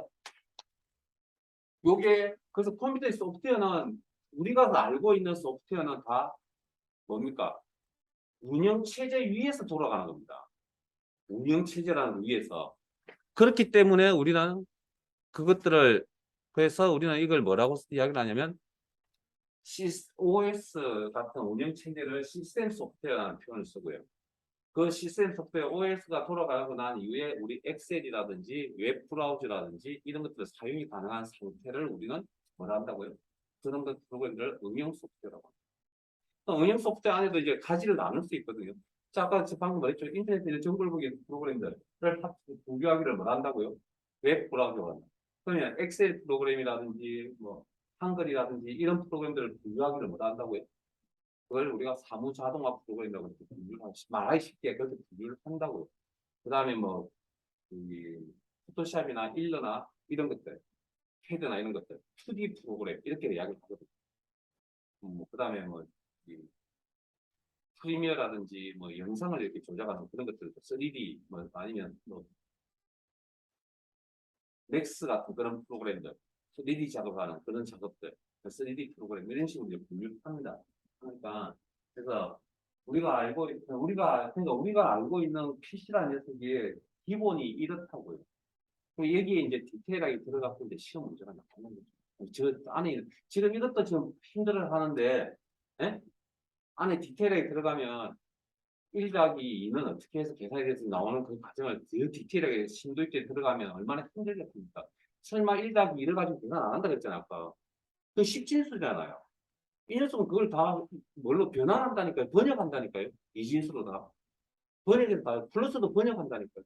그러니까 그 내용을 들여다보는 그 일을 하는 건 정산학과나 컴퓨터공학과에서 하는 일들이고 우리는 그냥 사용자 입장에 들어가는데 사용자 입장은 사실은 제가 말씀드린 아무 그냥 꺼있김 없이 그냥 써야 되는데 우리는 시험을 봐야 될 입장이다 보니까 거기에 있는 이면을 최소 한 커플 정도는 벗기고 그 안을 들여다봐야 되지 않을까라는 생각이 이게 우리가 지금 여러분들이 쓰고 있는 컴퓨터의 전체적인 맥락입니다. 이게. 요걸 알고 계시고 이걸 왜 전달을 해드리냐면 시험 문제를 푸는데 내가 여기 하드웨어 문제를 풀고 있는 건지 소프트웨어 문제를 풀고 있는지 아니면 인, 이거 인터넷 관련 문제를 풀고 있는지 자체를 모릅니다. 여러분들이 문제를 읽고. 그럼 답을 어떻게 찾아요? 찍더라도 제가 그랬잖아요. 가능성 있게 찍어야죠. 한 개, 최소한 4개 중에 하나는 한두 개 이렇게 버릴 수 있을 정도로 뽑아내서 버려가지고 2개 중에 3개 중에 한 개를 찍자는 그런 생각이니까. 그러니까 전체적인 이게 맥락이고 이 흐름을 좀 알고 진행하셔야 도움이 될 것 같고요. 디테일한 건 못 외웁니다. 솔직히. 근데 이건 어차피 꼭 알아야 되기 때문에 제가 목소리에 힘을 줘서 여러분들 보고 좀 보시라고 이야기 한 겁니다. 예, 여기까지 일단 하고요. 잠깐 쉬었다가, 그러니까 그런 식으로 문제를 푸시라고요. 그러니까 뭐 내용 읽어보시고 문제 그러면 답을 찾을 수 있을 거 아니에요. 뭐 내가 실력이 잘 돼서 답을 찾는 게 아니고요. 그냥 내 머릿속에 내용을 교재가 대신해 줄 거니까 그렇게 해서 답을 찾아 나가시고 뭐 모르는 용어에 대해서 부담 갖지 마시고 그렇게 넘어갔어요. 분명히 하시다 보면 그냥 답을 찾을 수 있는 능력이 생겨집니다. 자, 23번. 다음 중 처리하는 데이터의 형태에 따라 컴퓨터에 분류되지 않는 거. 아까 뭐 디지털 데이터를 이용한다. 아날로그 컴퓨터를 한다. 두 개를 합쳐놓은 게 하이브리드이다. 슈퍼컴퓨터는 처리 능력에 따른 뭐 소형 컴퓨터, 중형 컴퓨터, 대형 컴퓨터, 뭐 슈퍼컴퓨터 이런 식으로 표현하거든요. 처리 능력에 따른 데이터 형태. 그 다음에 24번 같은 경우 디지털 컴퓨터 차이점은 옳은 것은 이제 여러분들이 이제 이 정도 설명 들었으면 이제 대충 알 수 있을 거 답을 찾을 수는 있을 겁니다. 여러분들 한번 읽어보시고 한번 해보세요.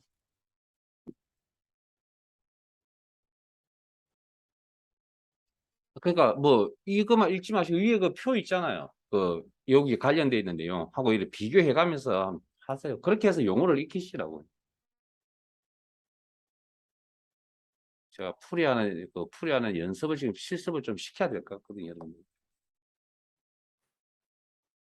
그렇게 해서 답을 찾으시면 되죠. 몇 번입니까?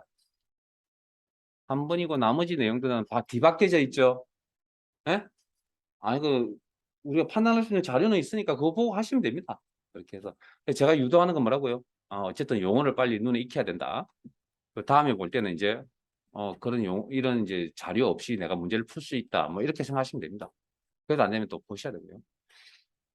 자, 97페이지 25번을 하시기 전에 자, 내용이 좀 바뀌었죠. 자, 컴퓨터의 가장 작은 단위, 데이터를 표시할 수 있는, 정보를 표시할 수 있는 최소 단위가 비트라고 하는 겁니다. 0과 1을 나타내는. 그러니까 0을 표현한다, 컴퓨터 1을 표현한다. 그 1을 표현하는 공간, 0을 표현하는 공간을 비트라고 합니다. 비트. 그런 비트가 8개가 모이면 뭐라 그러죠? 우리 옥텟, 뭐 어려운 표현은 옥텟이라고 해요. 8비트가 모이면 그걸 바이트라고 합니다. 바이트.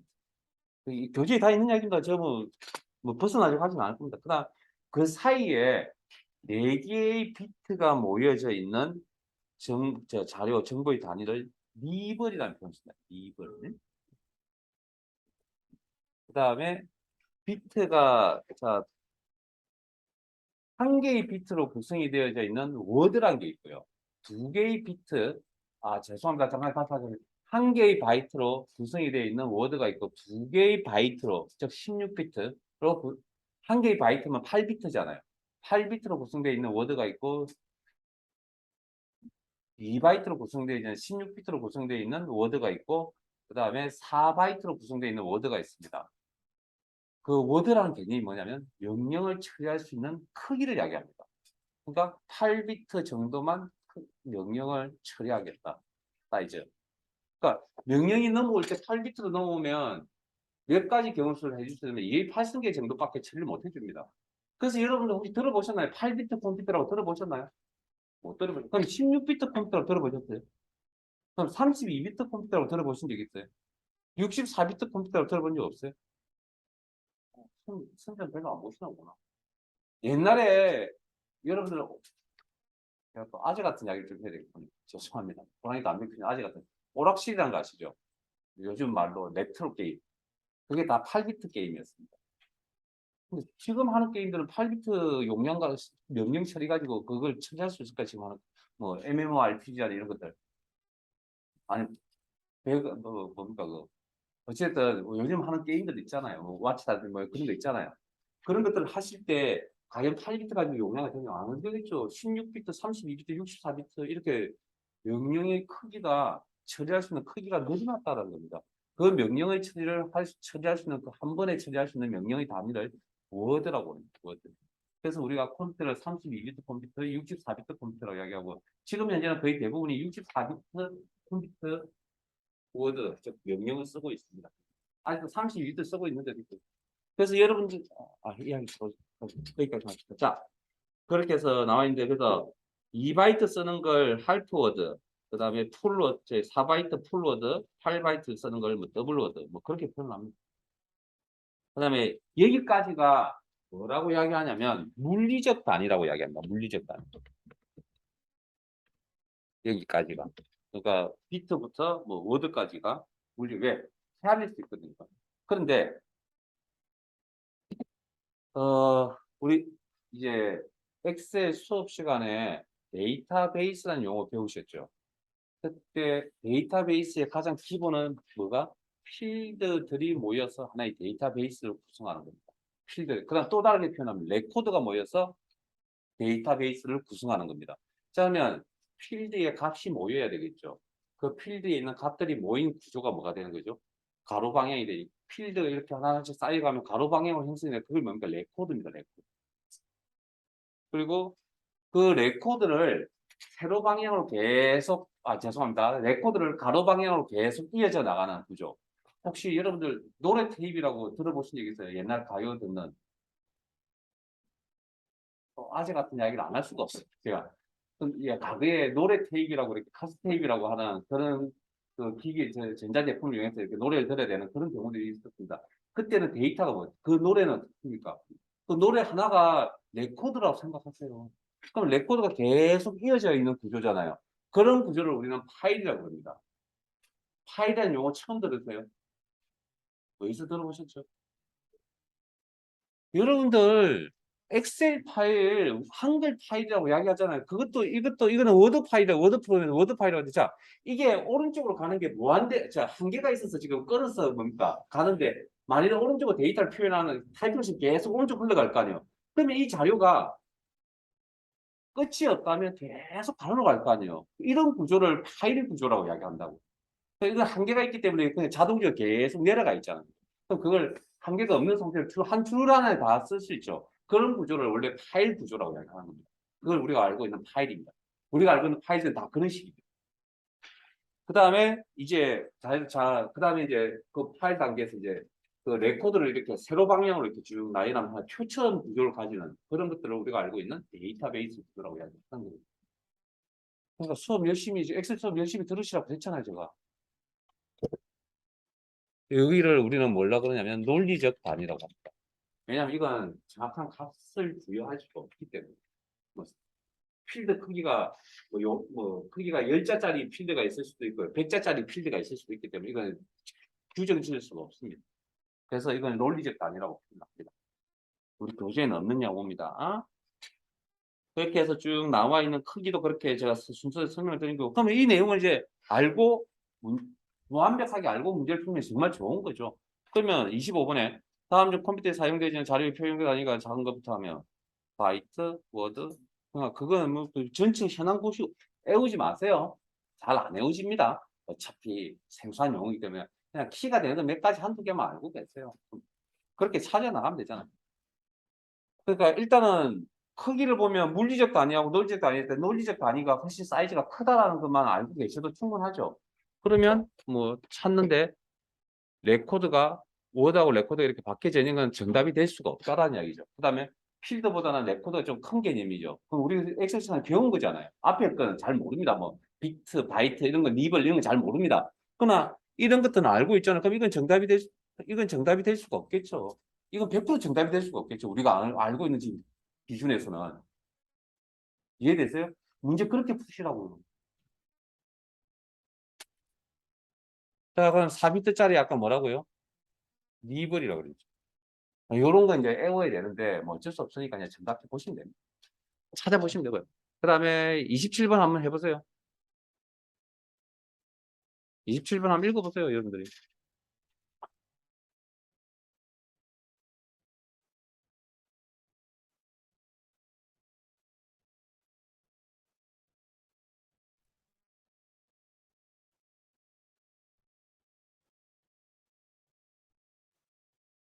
됐죠? 정답은 분명히 찾았죠? 읽자마자 찾은 것 같은데 여기 4비트 니블. 그래서 니블이라는 용어를 자주 평소에 사실은 컴퓨터상에 잘 안 씁니다. 안 쓰다 보니까 여러분들 아마 눈에 당연히 저도 뭐 잘 안 쓰고요. 쓸 일이 크게 없습니다. 비트 바이트는 좀 많이 쓰는 편인데 닙은 잘 안 쓰다 보니까 저게 정답일 확률이 굉장히 좀 높은데 어쨌든 기본이니까 뭐 그런 문제가 자주 나왔다라는 거. 자, 그다음 거기 97페이지 28번 위에 있는 내용 한번 살펴볼게요.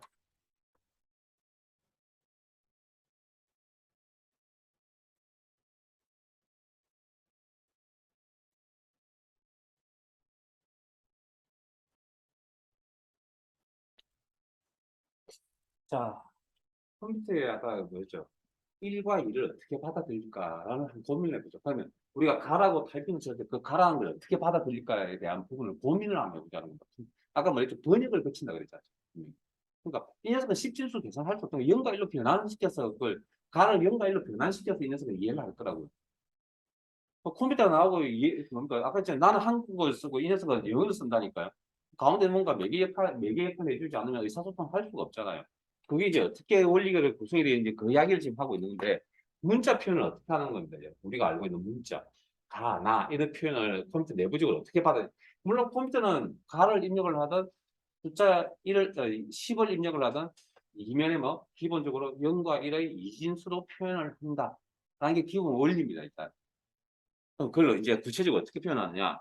자, 과거에 컴퓨터라는 게 처음 만들어질 때는 4개의 비트로만 사용이 되어서 데이터를 표현할 수, 0, 그러니까 000부터 111까지 밖에 안 나왔다고. 그럼 총 합쳐봤자 2의 4, 2의 6, 그 다음, 그 4개가, 그 다음에 앞에 이제 또 2개의 비트가 더 사용을 했습니다. 그게 뭐냐면 이거죠. 우리가 1을 입력을, 우리 수업전에 했지만 1을 입력을 하면 그게 문자 1인지, X 시간에 문자 1인지 숫자 1인지 구분을 할 수가 없잖아요. 그랬잖아요.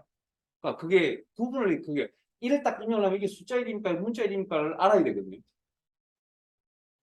그러니까 문자 1은 더하기가 안 될 거고 숫자 1은 더하기가 될 거 아니에요. 그러니까 구분을 해야 된다고요. 그래서 앞에 그런 분류 코드입니다. 분류 코드. 아, 00을 입력하면 숫자구나. 01을 입력하면 문자구나. 이런 식의. 10을 입력하면 뭐 기호구나. 뭐 이런 식으로 약속이 되어져 있다고. 그러니까 암호같이 이렇게. 01을 조합했을 때 이거 숫자 1로 약속한다. 01을 그 6비트를 가지고. 여기를 이제 데이터를 표현하는 데이터 비트가 이게 이제 어떤 영역을 나타낸다 해서 존 비트라는 표현을 쓴다. 존 비트. 좀 어려운 표현인데 뭐 일단 요 시험에도 나온 용어긴 하지만 어쨌든 요거는 이제 분류입니다. 분류. 같은 일이지만 하나는 문자, 뭐 영영은 숫자 0, 1로 표현하면 숫자. 근데 그러면 여기 이제 요 그러면 총 해봤자 총 나올 수 있는 게 64개 정도밖에 안 나오거든요. 그래서 영문 소문자를 입력할 수가 없었습니다. 과거에 처음 컴퓨터라는 게 만들어졌을 때는. 근데 이게 이제 컴퓨터가 전 세계적으로 확장이 되고 뭐 컴퓨터가 어느 정도 이제 인간의 이렇게 원래는 그 저 이제 여러 부류의 이제 사람들이 이제 괜찮은 기계라고 이제 사용을 하기 시작했다는 거죠. 그때부터 이제 비트 수를 하나, 그 데이터를 표현할 수 있는 비트 수를 아주 좋은 비트라고 해서 분류할 수 있는 비트 수를 하나 더 확장을 시켜버렸습니다. 총 7비트가 되는 겁니다. 7비트짜리가 생겨난 겁니다, 이게. 그럼 저것도 마찬가지로 000, 기호, 000, 0001 하면, 숫자 1. 0001, 앞에 3개, 001, 0001 하면, 그러면 7비트죠? 그럼 그건 뭐? 문자 1. 이런 식으로 약속이 되어져 있다는 거예요. 그렇게 약속, 그러면 예를 들어서 뭐 111 하면 뭐 기호, 우리가 알고 있는 기호, 뭐 가로 열고는 뭐 111, 네 개가 111로 구성이 되어 있다. 그렇게 하면, 컴퓨터가 뭘로 알고 있다고요? 가로 열고, 또, 그런 식으로 다 짜여져 있다고. 이 안에 다 그렇게 번역이 되게끔. 그래서 7비트로 하니까 얘 128개까지 이제 데이터를 정보를 입력할 수 있거든요. 그게 여러분들 알고 계시는 영문자판. 여러분들 알고 계시는 108T, 100T, 101T라고 표현하는, 아마 게임 하시는 분들은 키보드 자판에 대해 잘 아실 텐데, 민감하니까. 그 자판의 그 개수가 틀려진 건 여기서 나오는 거예요. 그러니까 우리가 지금 쓰고 있는 자판은 아마 108T가 가장 많나요? 뭐 하여튼 101T, 102T, 108T 이런 식으로 쓰는 건 자판 다 여기서 나와. 그러니까 우리가 쓰는 자판 A 딱 누르는 순간 뭐가 들어간다고요? 자동적으로 뭐 0000, 000001 이런 식으로 코드가 만들어진다고 보면 그런 겁니다. 그러니까 우리 이 컴퓨터 디테일한 이야기입니다. 근데 이건 그냥 이해를 돕게 설명하는 거고 기억하라는 이야기 아닙니다. 여기까지 기억하실 필요 없고요. 문제를 풀다 보면 키가 되는 뭔가 딱 나옵니다. 그것만 기억하시면 됩니다. 그다음 그럼 이제 이 컴퓨터라는 게 처음에 미국이나 이런 데서 만들어져가지고 민간에 이렇게 사용을 되어지다가 이게 이제 전 세계적으로 확장이 돼. 아 잠깐만 죄송합니다. 아까 그 처음에 BCD라고 하는 그 이제 7비트짜리 아스키 코드 이제 6비트짜리 BCD 코드인데 BCD 코드가 아까 소문자가 안 된다 그랬죠. 네? 소문자 입력이 안 된다 그랬죠. 코드가 없거든요. 그걸 이제 확장을 시켜서 소문자까지 입력할 수 있도록 이제 8비트 코드로 만든 겁니다. 보통 저런 저 BCD나 FCD라고 하는 저 코드는 중대형 컴퓨터, 좀 이제 뭐 연구소라든지 이런 데 쓰는 그런 좀 성능이 좋은 컴퓨터에 보통 이런 거 쓰고요. 일반적인 것들은 다 우리가 알고 있는 키보드, 키라고 하는 키보드 키를 이야기하거든요. 그건 다 7비트짜리 씁니다. 아스키 코드라고 그러고. 이제 요게 이제 PC가 이제 전 세계적으로 이제 확장이 되었잖아요. 그러면 모든 키보드의 키의 코드를 전 세계적으로 있는 언어에 있는 우리 한글 이제 입력을 해, 한글 기억을 입력을 해야 될 거 아니에요. 그럼 그것도 기억을 입력을 할 때 코드 조합이라는 게 생겨나야 될 거 아니에요. 그러려면 지금까지 7비트 가지고 해결될까요? 안 될까요? 미국에, 중국에 있는 한자는 뭐 몇만 자 된다 그랬어요. 그 어떻게 다 집어넣을 겁니까? 예를 들면. 그게 이제 그걸 집어넣을 수 있는 이제 필요하다고요. 그래서 우리가 컴퓨터상에 영문도 입력이 가능하고 한글도 입력이 가능하지만 일어도 가능하고 중국어도 입력이 가능한 이유가 어디에 있냐면 유니코드라는 방식을 쓰기 때문에 16비트짜리, 2바이트짜리 16비트짜리를 쓰기 때문에 그렇고 그다음에 이제 여러분들 이제 뭔가 우리 뭐 친구에게 우편물을 보내고 나면 잘 받았냐고 확인 전화하죠. 얘기도 마찬가지. 내가 키보드 A를 딱 치잖아요. 그러면 저쪽에서 뭡니까? A가 제대로 받았는지 안 받았는지 확인을 해야 되거든요. 그런 걸 검사하는 비트를 페리티 비트라고 합니다. 검사 비트라고 해서 페리티. 요거 이제 특징이 뭐냐면 검사만 하고 틀렸다 맞다라만 판정만 하고요. 그리고 그다음에 조금 더 나아가서 수정까지 할 수 있는 그 판정을 오류가 A가 제대로 들어오지 않았다. 그래서 A를 다시 보내달라고 하는 그런 것까지 처리할 수 있는 코드를 우리 교재에 있는 용어입니다. 여기 표 밑에 해밍 코드라고 해요. 해밍 코드. 자, 그러면 쭉 설명드렸으니까 한번 쭉 보죠. 이제 대략적인 이건 우리가 사용자가 문자를 입력을 했을 때, 네? 문자를 입력했을 때 컴퓨터가 어떻게 받아들이냐에 대한 방식을 설명드린 겁니다. 지금. 그러니까 한국을 이야기했는데 영어를 어떻게 받아들이냐 뭐 이런 이야기가 생각하시면 됩니다. 자, 28번 아스키 코드 한 문자 표현하는데 7개의 데이터 비트와 1개의 페리티 비트를 사용한다. 아스키 코드의 표현 가능한 건 그러니까 페리티 비트는 그냥 뭐 오류를 확인하는 거니까 실제 데이터는 상관없습니다. 실 데이터는 7비트, 그다음에 2의 7성계입니다. 왜? 01, 01이 몇 개 있다고 7개가 있으니까 2의 7성계. 그러면 얼마죠? 256. 맞아요. 128. 128. 여러분 컴퓨터 값 좀 외우세요. 2의 10성이 얼마입니까? 컴퓨터 하드웨어 그 성능 따질 때 램 아시는 분들은 아시죠? 네. 1024. 그다음 램도 많은. 그 다음에 2의 구성은 혹시 512라고 들어보셨어요? 그 절반은 128, 280. 그러니까 어느 걸 외우든 하나는 외우고 계세요. 기준점. 거기에 2를 곱하거나 2로 나눠주면 원하는 값이 나올 거고요. 그리고 안 나온다. 거기에 가면 마이너스 1을 하거나 하면 원하는 값이 나올 거니까 127이라는 값도 컴퓨터에서 많이 보입니다. 127이라는 값. 그러면 2의 8성에서 마이너스 1을 한 거거든요. 그래서 기준이 되는 값 2의 10성이나 2의 10성 정도 외우고 계시면 되지 않을까? 아니면 뭐 2의 8성 정도를 외우고 계시면 홀수를 외우는 것보다 작게 외우는 게 좀 수월하더라고요. 그 다음 9번 다음 중 개인용 컴퓨터 정보통신만 가장 많이 사용하는 코드로 3개의 점 비트와 4개의 디지트 비트, 데이터를 표현하는 디지트 비트를 한다. 이게 아스키 코드라고 합니다. 그 다음 중 컴퓨터에서 한번 쭉 읽어보세요. 여러분들 뭐 어려운 용어도 있을 거고 한번 읽어보세요.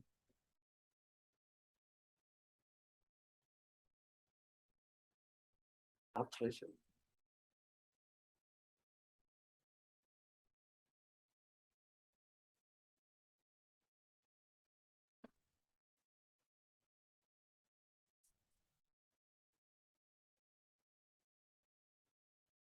자,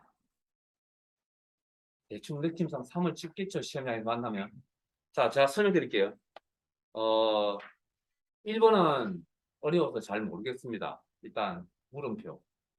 동그라미 1번 물음표 답 찾는데, 그 다음, 2번,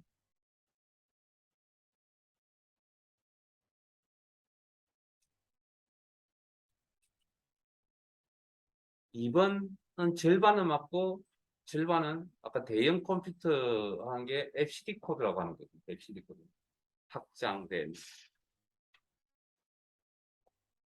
BCD 코드를, 확장 이진화 코드, 17 코드를 FCD 코드가 있는데, 그 부분이고, 그 다음에 4번 같은 경우에 확장 AC 코드, 확장 ACD 코드, 확장 AC 코드 제가 뭐 우리가 수업 사실 지금 한 몇 분 수업을 하면서 확장이랑 확장 ACD 코드라는 표현을 안 썼잖아요. 그 표준한 그냥 기본적인 표현을 이야기를 하는 거니까 그럼 그대로 받아서 넘어가면 되지만 그러면 4번이 정답일 확률은 거의 없습니다. 제가 말씀드릴게요. 제가 아까 이야기했던 그겁니다. 확장이라는 용어, 방금 설명드린 과정에 제가 확장이나 확장 SQ, 확장이라는 표현을 쓴 적이 없잖아요. 물론 표준의 SQ도 쓴 적은 없지만, 표준이라는 건 기본적으로 기본을 이야기하는 거니까 그대로 받아들이시면 되지만, 확장이라는 이야기에 대해서 언급을 한 적이 한 번도 없죠. 절대 그게 정답, 절대 이야기하지 하면 안 되거든요. 그게 대부분이 그게 정답일 확률은 없다. 뭔 이야기냐고요. 기본 공부하시고 내가 잘 모르는 용어는 없다. 그거 정답을 찍지 마시라고. 확률적으로. 그게 항상 정답은 기본에서 나옵니다. 절대 뭔가 벗어나서 그게 정답, 그럴 경우가 없지는 않습니다. 근데 100문제 중에 한두 개 정도 있는 거지, 대부분은 다 기본에서 나오는 거지, 절대 내가 모르는 용어를 물론 이건 전제 조건 제가 뭐라고 했죠? 어느 정도의 공부를 했다는 가정하에서 하시면 정답 찾기가 그나마 좀 수월할 거고요. 여기까지 왔으니까 조금 더 다른 이야기 좀 하자면, 여러분들 뭐 학교 다니면서 시험 보실 때 뭐 반드시 뭐만 이런 표현이 들어가면 그게 정답일 확률이 높다는 이야기 들어보신 적이 있으세요? 반드시라는 이런 표현이라든지 지문 같은 데 보면 뭐뭐만 이런 표현들이 들어가면 그게 정답일 확률이 높다고요. 그게 100% 정답도 아닌데 또 실제 교육학을 전공하시는 교수님이 세미나를 하는 과정이 있어서 제가 한번 들어본 적이 있는데 실제 일부러 문제를 그렇게 만들어낸답니다. 그것도 그 판별을 할 수 있는 사람의 머리에 나온 인지에서 판단을 할 수 있는 근거 중에 하나랍니다. 그 문제의 의도적으로 그런 것들이 들어간답니다. 꼭. 자, 그러면 그렇게 해서 정답 찾으시라고요. 찾는 방법, 요령을 가르쳐 드리는 거니까. 자, 98페이지로 갑시다.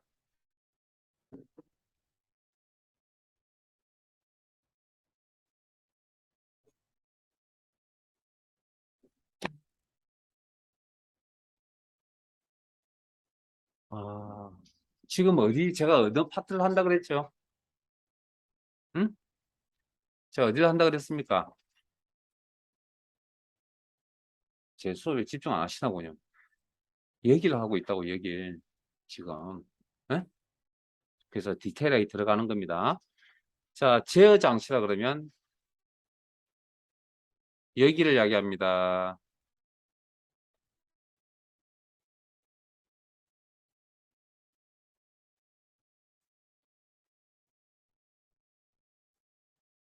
CPU입니다. CPU가 하는 게 아까 뭐라고요? 너 들어와. 너 와서 뭐 계산 끝나고 나면 뭐 중간 과정에 가지고 기다려. 그런 것들을 뭐갑니까? 제어가 되게 제어 장치라고 그러고요. 그 다음에 실제 더하기 하라. 1 더하기 2 할 때 1 더하기 2 더하기 하는 연산 장치. 그러니까 중앙 처리 장치 안에는 이런 기능을 제어 장치와 연산 장치의 기능을 가지고 있다고요. 이런 기능을 가지고 있는 걸 장치라고 하는 거죠. 됐습니까? 자, 여기까지만 알면 되고요. 나머지는 못 외웁니다. 그래서 그냥 문제로 바로 갈 겁니다. 컴퓨터 구조에서 제어 장치에 해당되는 것. 보수기. 그래서 찾아보세요. 아니, 그러니까 부호기 찾아보세요. 부호기. 뭐라고, 그 설명 읽어보세요. 명령 해독기에 정전된 필요한 변환하는, 부호기에서 더하기 빼기가 아닙니다. 암호화된 걸 해독하는 겁니다. 해독. 번역된 걸 번역을 해독한다. 뭐 그렇게 생각하시면 되고요. 그 다음에 프로그램 카운트 위에 있나요? 다음에 수행할 번지를 기억하는 레지스트. 자, 레지스트라고 하는 건 이렇게 기억을 하고 계시기 바랍니다. 임시 기억 장치.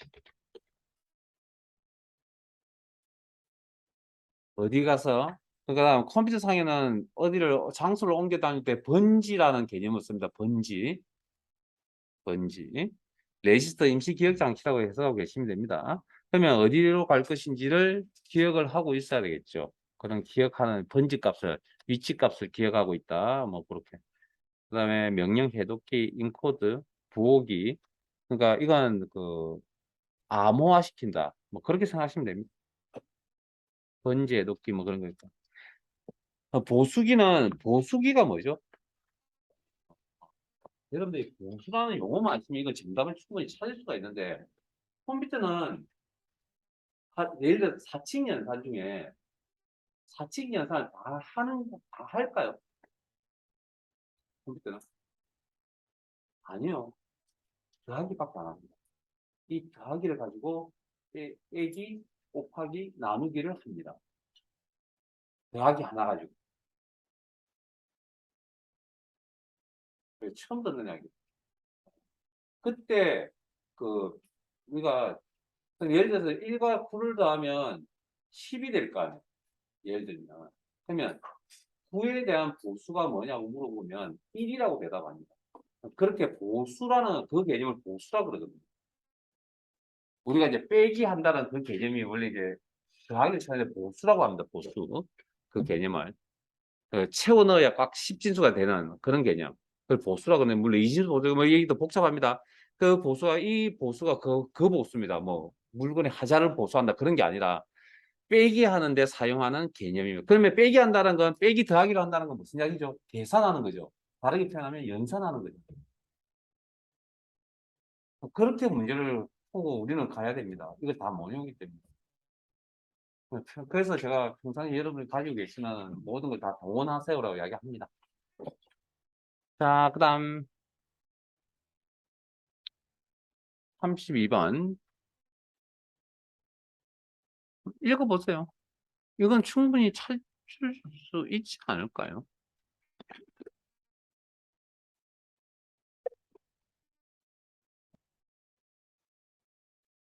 어려워하지 마시고 일단 읽어만 보세요. 제발 좀 정독하면서 읽어보세요. 그냥 대충 읽지 마시고 답 찾고 안 찾고는 나중 문제고.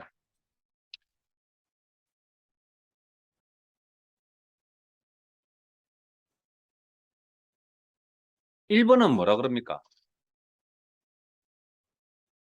네? 입력 기능, 입력 장치 이렇게 표현하면 되겠네요. 컴퓨터 뭐 기능 중에 다섯 가지 다섯 가지 맞나요? 다섯 가지 좀 있잖아요. 입력 장치, 출력 장치, CPU, 보조 기억 장치 이런 거 있잖아요. 기억 장치 이런 것들.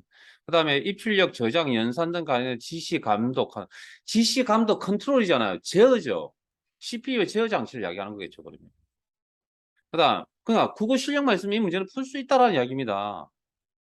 그다음 입력된 자료를 주기억 장치나 제발 뭐 애운 걸 끄집어내려고 하지 마세요. 우리 애운 거 없습니다, 머릿속에. 입력된 자료를 주기억 보조 장치에 기억하는 그럼 이건 저 기억 장치라고 이야기하면 되겠죠. 통탈거려서. 거기에 나누면 주기억 장치, 램, 보조 기억 장치. 아까 보조 기억 장치 종류 이야기 안 했군요. 하드디스크 말고 뭐 있습니까, 요즘? 요즘 쓰고 있는 거. 보조 기억 SSD 솔리드 스테이트 드라이브라고 SSD라는 거 쓰고 있습니다. 그다음 산술 논리적 연산. 아까 산술 계산한다는 거잖아요. 연산 장치. 뭐 국어 실력만 있으면 충분히 풀 수 있지 않을까요, 이 정도면? 그다음 용어에 옳지 않은 것은 자 1번 읽어보시고요. 가비지 인, 가비지 아웃이라고 그럽니다. 쓰레기 정보가 들어가면 쓰레기 결과가 나온다는 그런 표현이고 그다음에 ADPS라고 하는 건 이건 뭐 제가 풀네임을 잡은 아티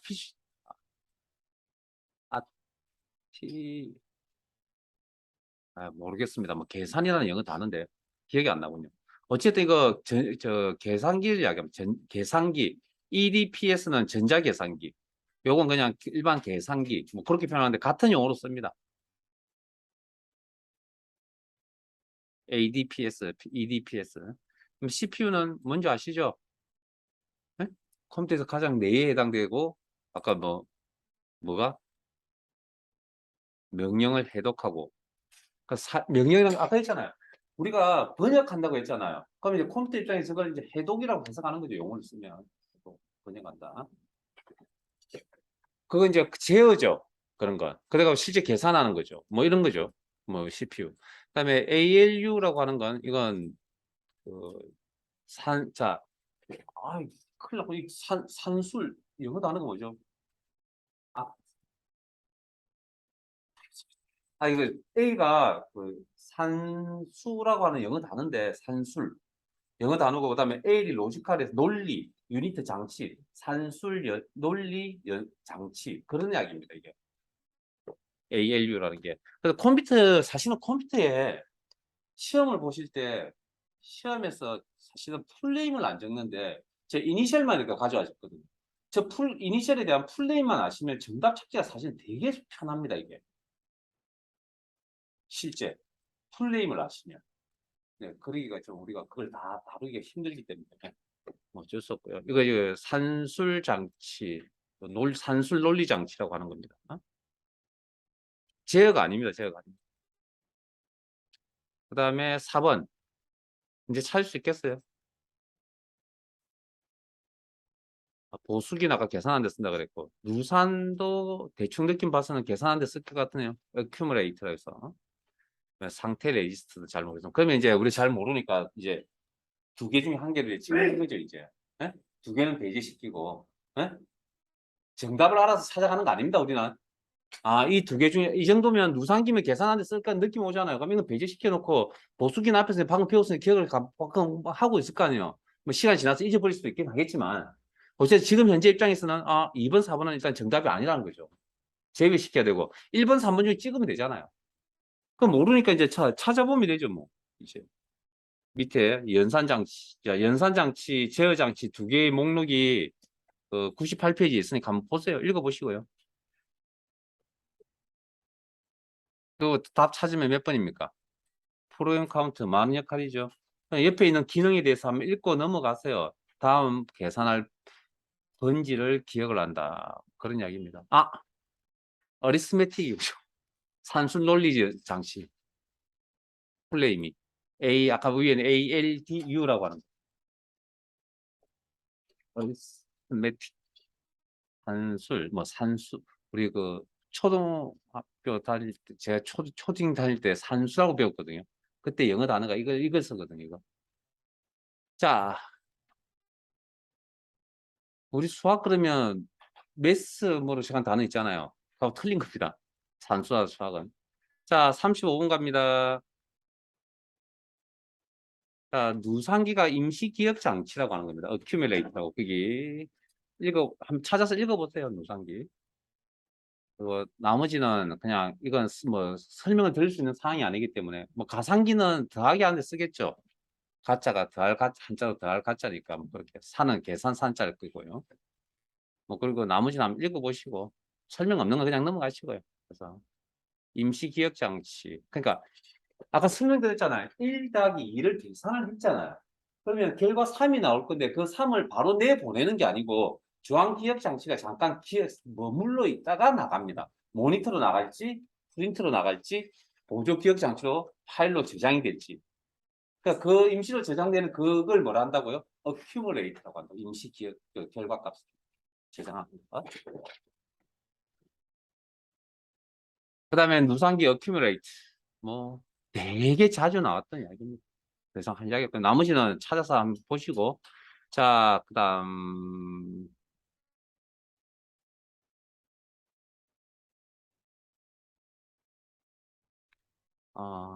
펌웨어라고 하는 건 자, 이건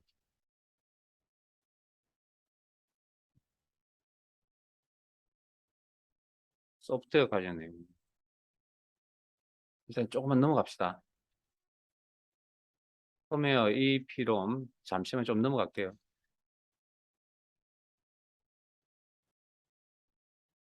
롬도 넘어가고. 자, 어,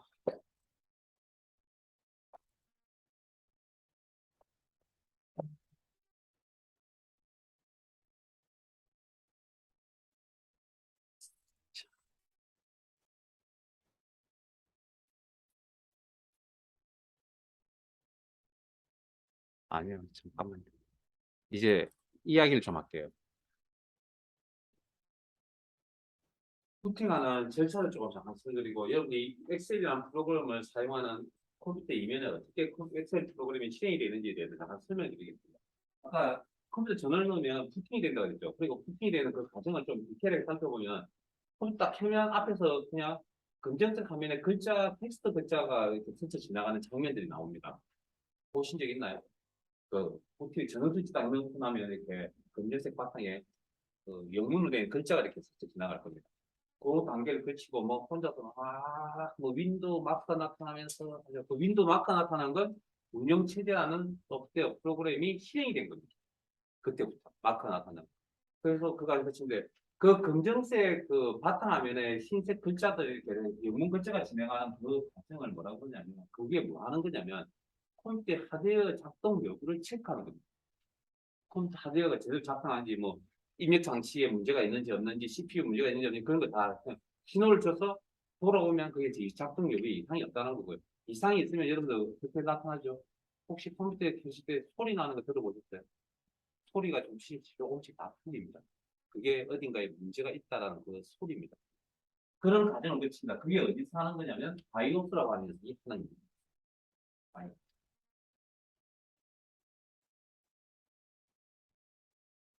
바이오스라는 녀석하고 그러면 이 바이오스라는 녀석은 그러니까 이것도 뭡니까 프로그래밍화 되어 있는 겁니다. 프로그래밍. 뭐 이렇게 하세요라고 절차가 다 준비되어져 있다. 그걸 우리가 프로그램이라고 이야기하는 거라고. 시간이 좀 걸리셔서 잠깐 이야기를 하고 올게요. 12시에 실 겁니다. 12시에.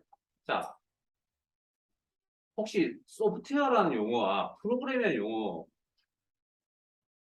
구분하세요? 저한테 오피스 소프트웨어 오피스 엑셀 프로그램을 요구하셨어요. 엑셀 소프트웨어를 달라고 좀 구해달라고 요구하셨어요. 아니, 뭐, 이걸 했다는 게 아니라 한다면 엑셀 프로그램을 구해달라고 이야기하던가 저한테 엑셀 소프트웨어를 구해달라고 이야기할 소프트웨어 프로그램 아니고 그거 정답을 이야기해보거든요. 저게 뭐 질문했을 때 제가 정답 정확하게 대답한다 그러면 완벽하긴 한데 혹시 모르셔도 저거는 뭔가 감각적으로 뭔가 알고 계십니다. 프로그램은 명령들의 집합입니다. 파워포인트 프로그램이라고요. 저런 명령들의 집합이라고. 프로그램은. 소프트웨어는 설치가 가능한 프로그램입니다. 여러분 친구에게 게임 설치해야 된다 그러면 게임 설치 뭐 파일을 달라고 할 거 아니에요. 그 개념은 소프트웨어입니다. 옛날 이야기 따지면 CD 달라 그랬잖아요. 게임 CD. 무슨 CD, 뭘 하려면 무슨 CD 달라 그랬잖아요. 그 CD가 뭐냐면 게임을 하기 위해서 설치를 해야 되거든요. 설치가 가능한 프로그램을 우리는 소프트웨어라고 해요. 그럼 설치가 되어져 있잖아요. 그때는 이제 명령들이 집합이기 때문에 우리는 프로그램이라고 표현합니다. 왜? 열어서 보면 다 명령들이 집합이잖아. 저걸 프로그램이라고 이야기한다고. 근데 이 상태에서도 구분을 잘 안 하죠. 근데 구분을 하시면 좋겠고요. 그래서 그런 작업들을 하고 이제 그러면 바이오스라는 게 무슨 역할을 하는 거냐면 하드웨어 작동 여부를 측정하면 이게 프로그램이 되어져 있다고요. 프로그램화 되어져 있다고. 이렇게 이 명령 하세요. 이 명령 하세요. 절차되는 거고. 그러면 하드웨어에 대한 정보는 이 녀석이 또 가지고 있지는 않습니다. 누가 가지고 있냐면 시모스라고 하는 녀석이 가지고 있습니다. 시모스라고 하는 프로그램이. 그럼 얘기하면 또 뭐가 있는 하드웨어 정보가 이렇게 있습니다. 물론 하드웨어 정보뿐만 아니라 다른 것도 있는데 그럼 여기서 이런 정보를 가져온다라는 거죠. 하드웨어 정보를 이렇게 가져오면. 자, 가져와서 이제 작동 여부 체크하고 그다음에 거기에 나오는 아니 컴퓨터가 실행도 안 됐잖아요. 안 되는데 글자가 영문 글자가 나왔잖아요. 제 말 이해되세요? 컴퓨터랑 실행이 안 되는데 글꼴이 어떻게 지원을 해주고 있냐는 겁니다. 제 말뜻 이해되세요? 그러면 윈도우라는 게 실행되기 전에 이미 글꼴이 지원을 해주고 있기 때문에 영문 글자가 제대로 나왔다는 거죠. 그러니까 그런 기능을 가지고 있는 게 뭐냐면 바이오스라고 하는 녀석입니다. 바이오스. 그걸 하는 거. 그래서 그 하드웨어 작동, 여부 측정하면 이제 뭐 하면 됩니까? 소프트웨어가 있어야 컴퓨터가 돌아가니까 소프트웨어 이제 그러면 돌아가는 아까 윈도우 마크 뜬다고 그랬죠. 그게 뭐냐면 윈도우와 관련되어 있는 파일들이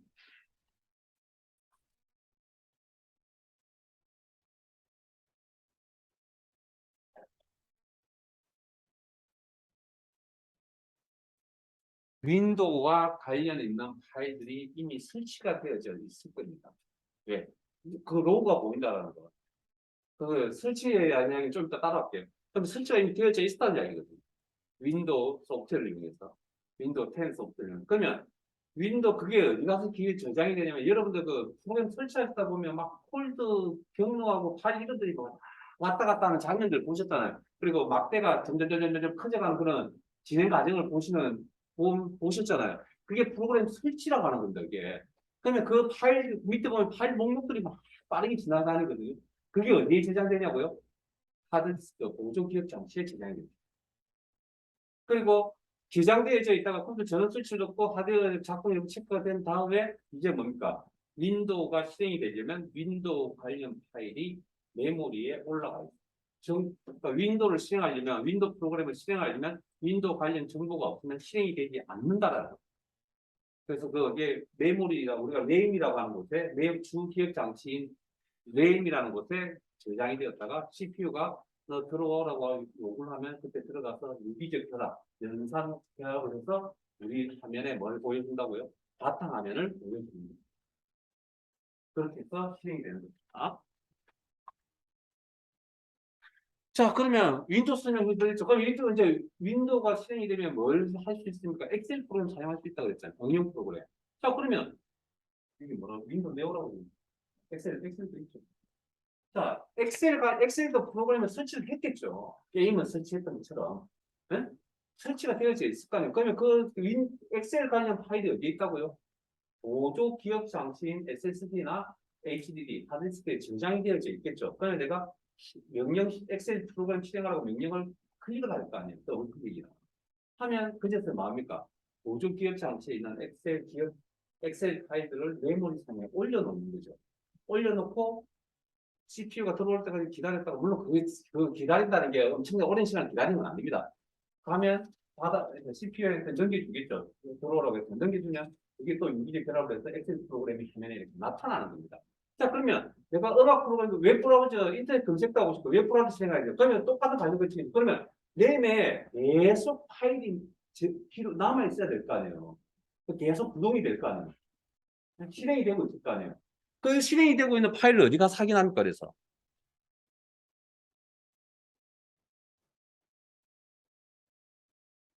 이거 작업 관리자에 가면 지금 보이는 이게 뭡니까? 현재 내 램상에 데이터 파일이 올려져서 실행되고 있는 프로그램들을 이야기하는 겁니다. 프로세스라고 하는 건 실행 중인 프로그램을 프로세스라고 했다. 실행 중인 프로그램을 프로세스라고 했다. 그래서 우리가 이게 여기 있는 거 이거 종료시키면 프로세스 끝내기 딱 단축 기능 쓰면 어떻게 됩니까? 그 프로그램 종료돼 버려요. 즉 종료가 된다는 건 램상에 있는 파일이 없어져 버려요. 없어지면 뭐 유기적으로 뭔가 연산할 내용이 없으니까 그렇게 해서 프로그램이 실행이 되었다. 여기에 이제 그런 과정에 이제 유기적 관계를 갖고 있는 가지고 문제가 생기면 컴퓨터는 뻗어버리는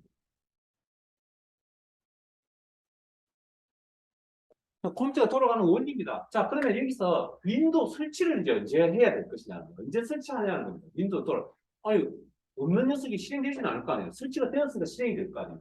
설치 과정 거쳐야 프로그램이라는 게 실행이 되는 거니까. 그럼 셋업이라는 거, 설치라는 거 언제 했냐는 거죠. 언제 했냐면 컴퓨터 처음 살 때, 하드디스크 보조기억 장치 처음 살 때, 그러니까 컴퓨터 처음 살 때 한 겁니다.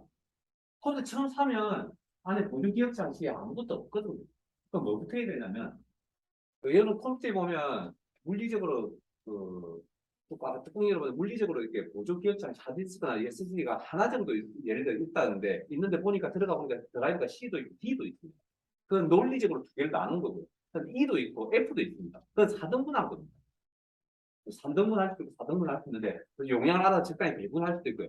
그걸 우리가 이제 뭐라고 하냐면 물리적으로 영역을 나누는 걸 한 개의 보조 기억 장치에다가 논리적인 영역을 나누는 걸 우리는 파티션이라고 표현합니다. 파티션. 그리고 파티션이 나눠져 있으면 거기에 이제 실제 파일을 이렇게 심을 수 있도록 과정을 거치셔야 한다. 그걸 우리가 아니면 포맷이라고 해요. 파일을 이렇게 기억할 수 있는 바탕을 만드는 과정을 포맷이라고 합니다. 그 포맷이 끝나면 이제 뭐라고 파일을 담을 수 있으니까 그때부터 마음이 가죠.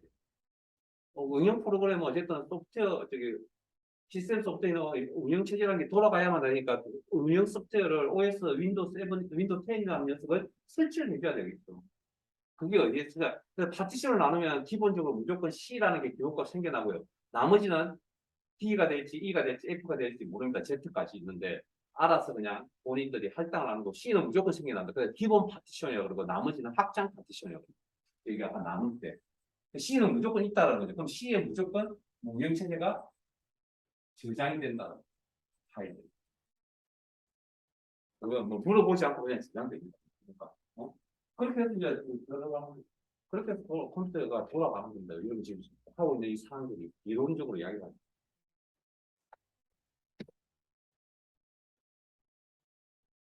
그래서 방금 제가 건너뛰었던 문제가 이제 무슨 이야기냐면, 자, 방금 잘 기억하시면 아까 컴퓨터 처음에 부팅을 하면 검정색 바탕화면에 흰색 글자 같은 게 지나다닌다고 했잖아. 그게 바이오스라는 프로그램이 현재 파일 되겠죠. 자, 이 녀석은 그러면 소프트웨어예요, 하드웨어예요? 소프트웨어라고 지명할 거면 하드웨어라고 이야기할 겁니다. 라고 했을 때, 이 녀석은 일단 근본적으로는 소프트웨어입니다. 근본적으로는. 왜? 프로그램이라고 제가 이야기했으니까. 네? 이런 절차가 있는데, 그런데 뭘 관리하죠, 제가? 아까 뭘 관리한다고 그랬습니까? 바이오스가. 하드웨어 작동 여부를 관리한다 했잖아. 그럼 이 녀석이 소프트웨어이긴 한데 누구를 관리한다고? 하드웨어를 관리하죠. 그러니까 하드웨어적인 측면하고 소프트웨어 측면을 같이 가지고 있죠. 그걸 뭐라고 이야기를 하냐면 펌웨어라고 이야기를 합니다. 그걸 펌웨어라고. 하드웨어적인 측면과 소프트웨어, 그러니까 하드웨어를 관리하는 프로그램. 그래서 컴퓨터 운영에 필요한 하드웨어 구성 요소이다. 필수적인 건 아닐 수도 있고, 그리고 하드웨어 구성 요소가 아니고 근본적으로 뭐라고요? 소프트웨어입니다. 그 다음, 주로 램에 저장되어 하드웨어를 제어하는 관리를 한다. 아, 잠깐만, 이건 물음표. 내용을 변경하거나 추가 또는 삭제할 수 있다. 그렇게 되어 있어야 되겠죠. 업그레이드를 위해서 하드웨어를 교체해야 된다. 말도 안 되는 소리. 아니, 말도 안 되는 소리는 아니지만, 이거하고 펌웨어에 대한 설명으로 옳지 않은 것, 옳은 것은 하면, 여기를 추가 삭제도, 잠깐만요, 이제. 자, 주기억 장치를 우리는 뭐라 한다고 그랬죠? 램이라고 한다. 자, 기억 장치에 사용하는 반도체가 있는데, 반도체라는 건 아시죠? 전기가 흐르고 말았다 하는 그 부분을 우리가 반도체, 소자를 반도체라고 하는데, 그 반도체의 종류 중에 크게 나눌 때, 롬과 램으로 나눕니다. 반도체의 종류. 물리적으로 보이는 겁니다, 이거. 그 중에 램이라고 하는 녀석이 주기억 장치에 사용을 합니다. 그래서 우리가 주기억 장치 이꼴 램이라는 표현을 쓰거든요. 그렇게 해서 랜덤 액세스 메모리에서 쓰는데 이 녀석은 그러니까 램의 특징이 뭐냐면 우리가 컴퓨터 전원이 딱 나가잖아요. 컴퓨터 전원이 갑자기 탁 나가잖아요. 그럼 램에 있는 게 있는 거 아까 램이 뭐가 같은 거 어떤 프로그램을 실행하기 위해서 데이터 인젝터를 하는 파일이나 데이터들이 이렇게 저장이 되어 있는 공간이라고. 근데 전기가 딱 나가면 그 램에 있는 그 데이터 파일들은 어떻게 될까요? 사라져야 되니까 남아있어야 됩니다. 다시 전원이 들어왔습니다. 그 녀석이 남아있으면 무한 반복하잖아요. 그럼 나는 어제 이만큼 램을 썼거든요. 그러면 이게 컴퓨터 전원 오픈을 했는데 이게 사라지지 않고 남아있으면 이대로 남아있을 거 아니에요. 그 다음날 또 이만큼 썼거든요, 램은. 또 그 다음날 또 이 램을 이만큼 썼거든요. 그러면 계속 쌓여져 갈 거 아니에요. 그러면 나중에 램이 못 들어가서 어떻게 되는데 문제가 생기겠죠. 그러니까 램이라는 녀석은 특징이 뭐냐면 전기가 나가면 자동적으로 데이터 다 날아가거든요. 그걸 휘발성이라고 표현합니다. 오늘 휘발성. 그게 교재 그게 제 손에 98페이지에 있는 이야기입니다. 98페이지. 그걸 휘발성이라고 표현습니다. 그리고 롬이라고 하는 건 리드 온리 메모리라고 그래서 비휘발성입니다. 여러분들 CD 생각하시면 됩니다. CD는 한번 딱 게임스나 이런 CD들 딱 한번 CD 타이틀 있죠. 옛날에 뭐 설치했던 그 CD를 이용해서 설치했던 그거나 변경할 수 있어요. 날라가요? 그런 것들은 안 날라가죠. 그래서 자 그러면 롬이라는 녀석은 하드웨어 작동 여부 체크하는데 이 순서가 날라가면 돼야 돼요. 전원이 없다고 날라가 버리고 전원이 있다고 뭐 살아나고 뭐 이런 게 아니라 전원이 있든 어떤 항상 그 상태를 유지하고 있어야 되겠죠. 그러면 그런 내용을 저장할 수 있으면 어떤 반도체를 써야 된다고요? 롬이라는 반도체를 써야 된다. 됐습니까? 램이 아니다. 우리 교재 방금 문제 있는 이제 이건 이제 디테일한 부분입니다. 이렇게. 그래서 제가 짧은 실력으로 여러분들을 뭐 크게 이해시키지는 못하겠지만 그래도 어느 정도 연관성을 가지게끔 말씀을 드린 거니까. 그러면 요 롬까지만 다 하고요. 자, 여기 종류별 롬이라는 게 종류가 아마 있지 않나? 따로 없나? 자, 뭐 교재에 따로 없군요. 자, P롬이라는 게 있고요. 롬에도 종류가. 그 다음에 롬의 기본적인 특징은 전기가 나간다고 해서 사라지지 않는다. 그 비휘발성이라고 그랬고 그게 기본적인 특징이고 P롬이란 건 이게 기술력이 발전을 하면서 한 번 지우고 다른 걸 쓸 수 있다는 수정할 수 있다는 겁니다. 업데이트 딱 한 번 정도. 이게 P롬이고 이 P롬은 전기적 신호를 이용해 가지고 그걸 썼다 치울 때를 또 할 수 있다. 기술이 발전했기 때문에. 그러니까 레일처럼 되는 건 아니지만 어쨌든 그 다음에 EP롬이라는 게 있어요. EP롬. E가 두 개 붙은 게 있습니다. 세 개인가? 두 개인가?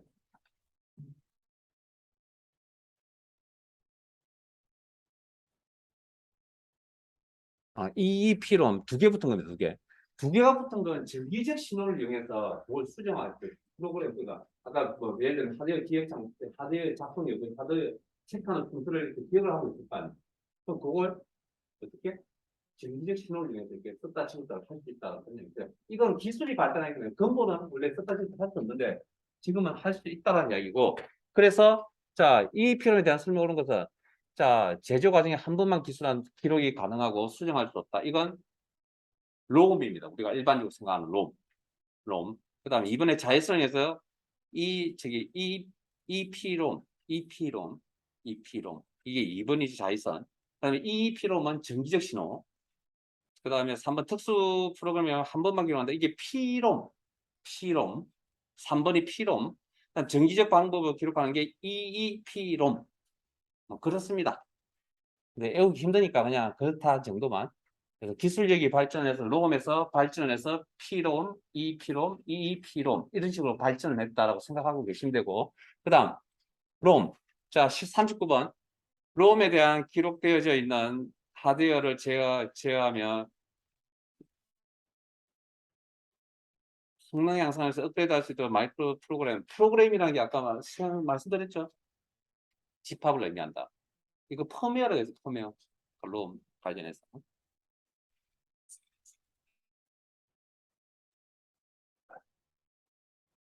일단 여기까지 하시죠. 쉬었다가 15분부터 진행할게요.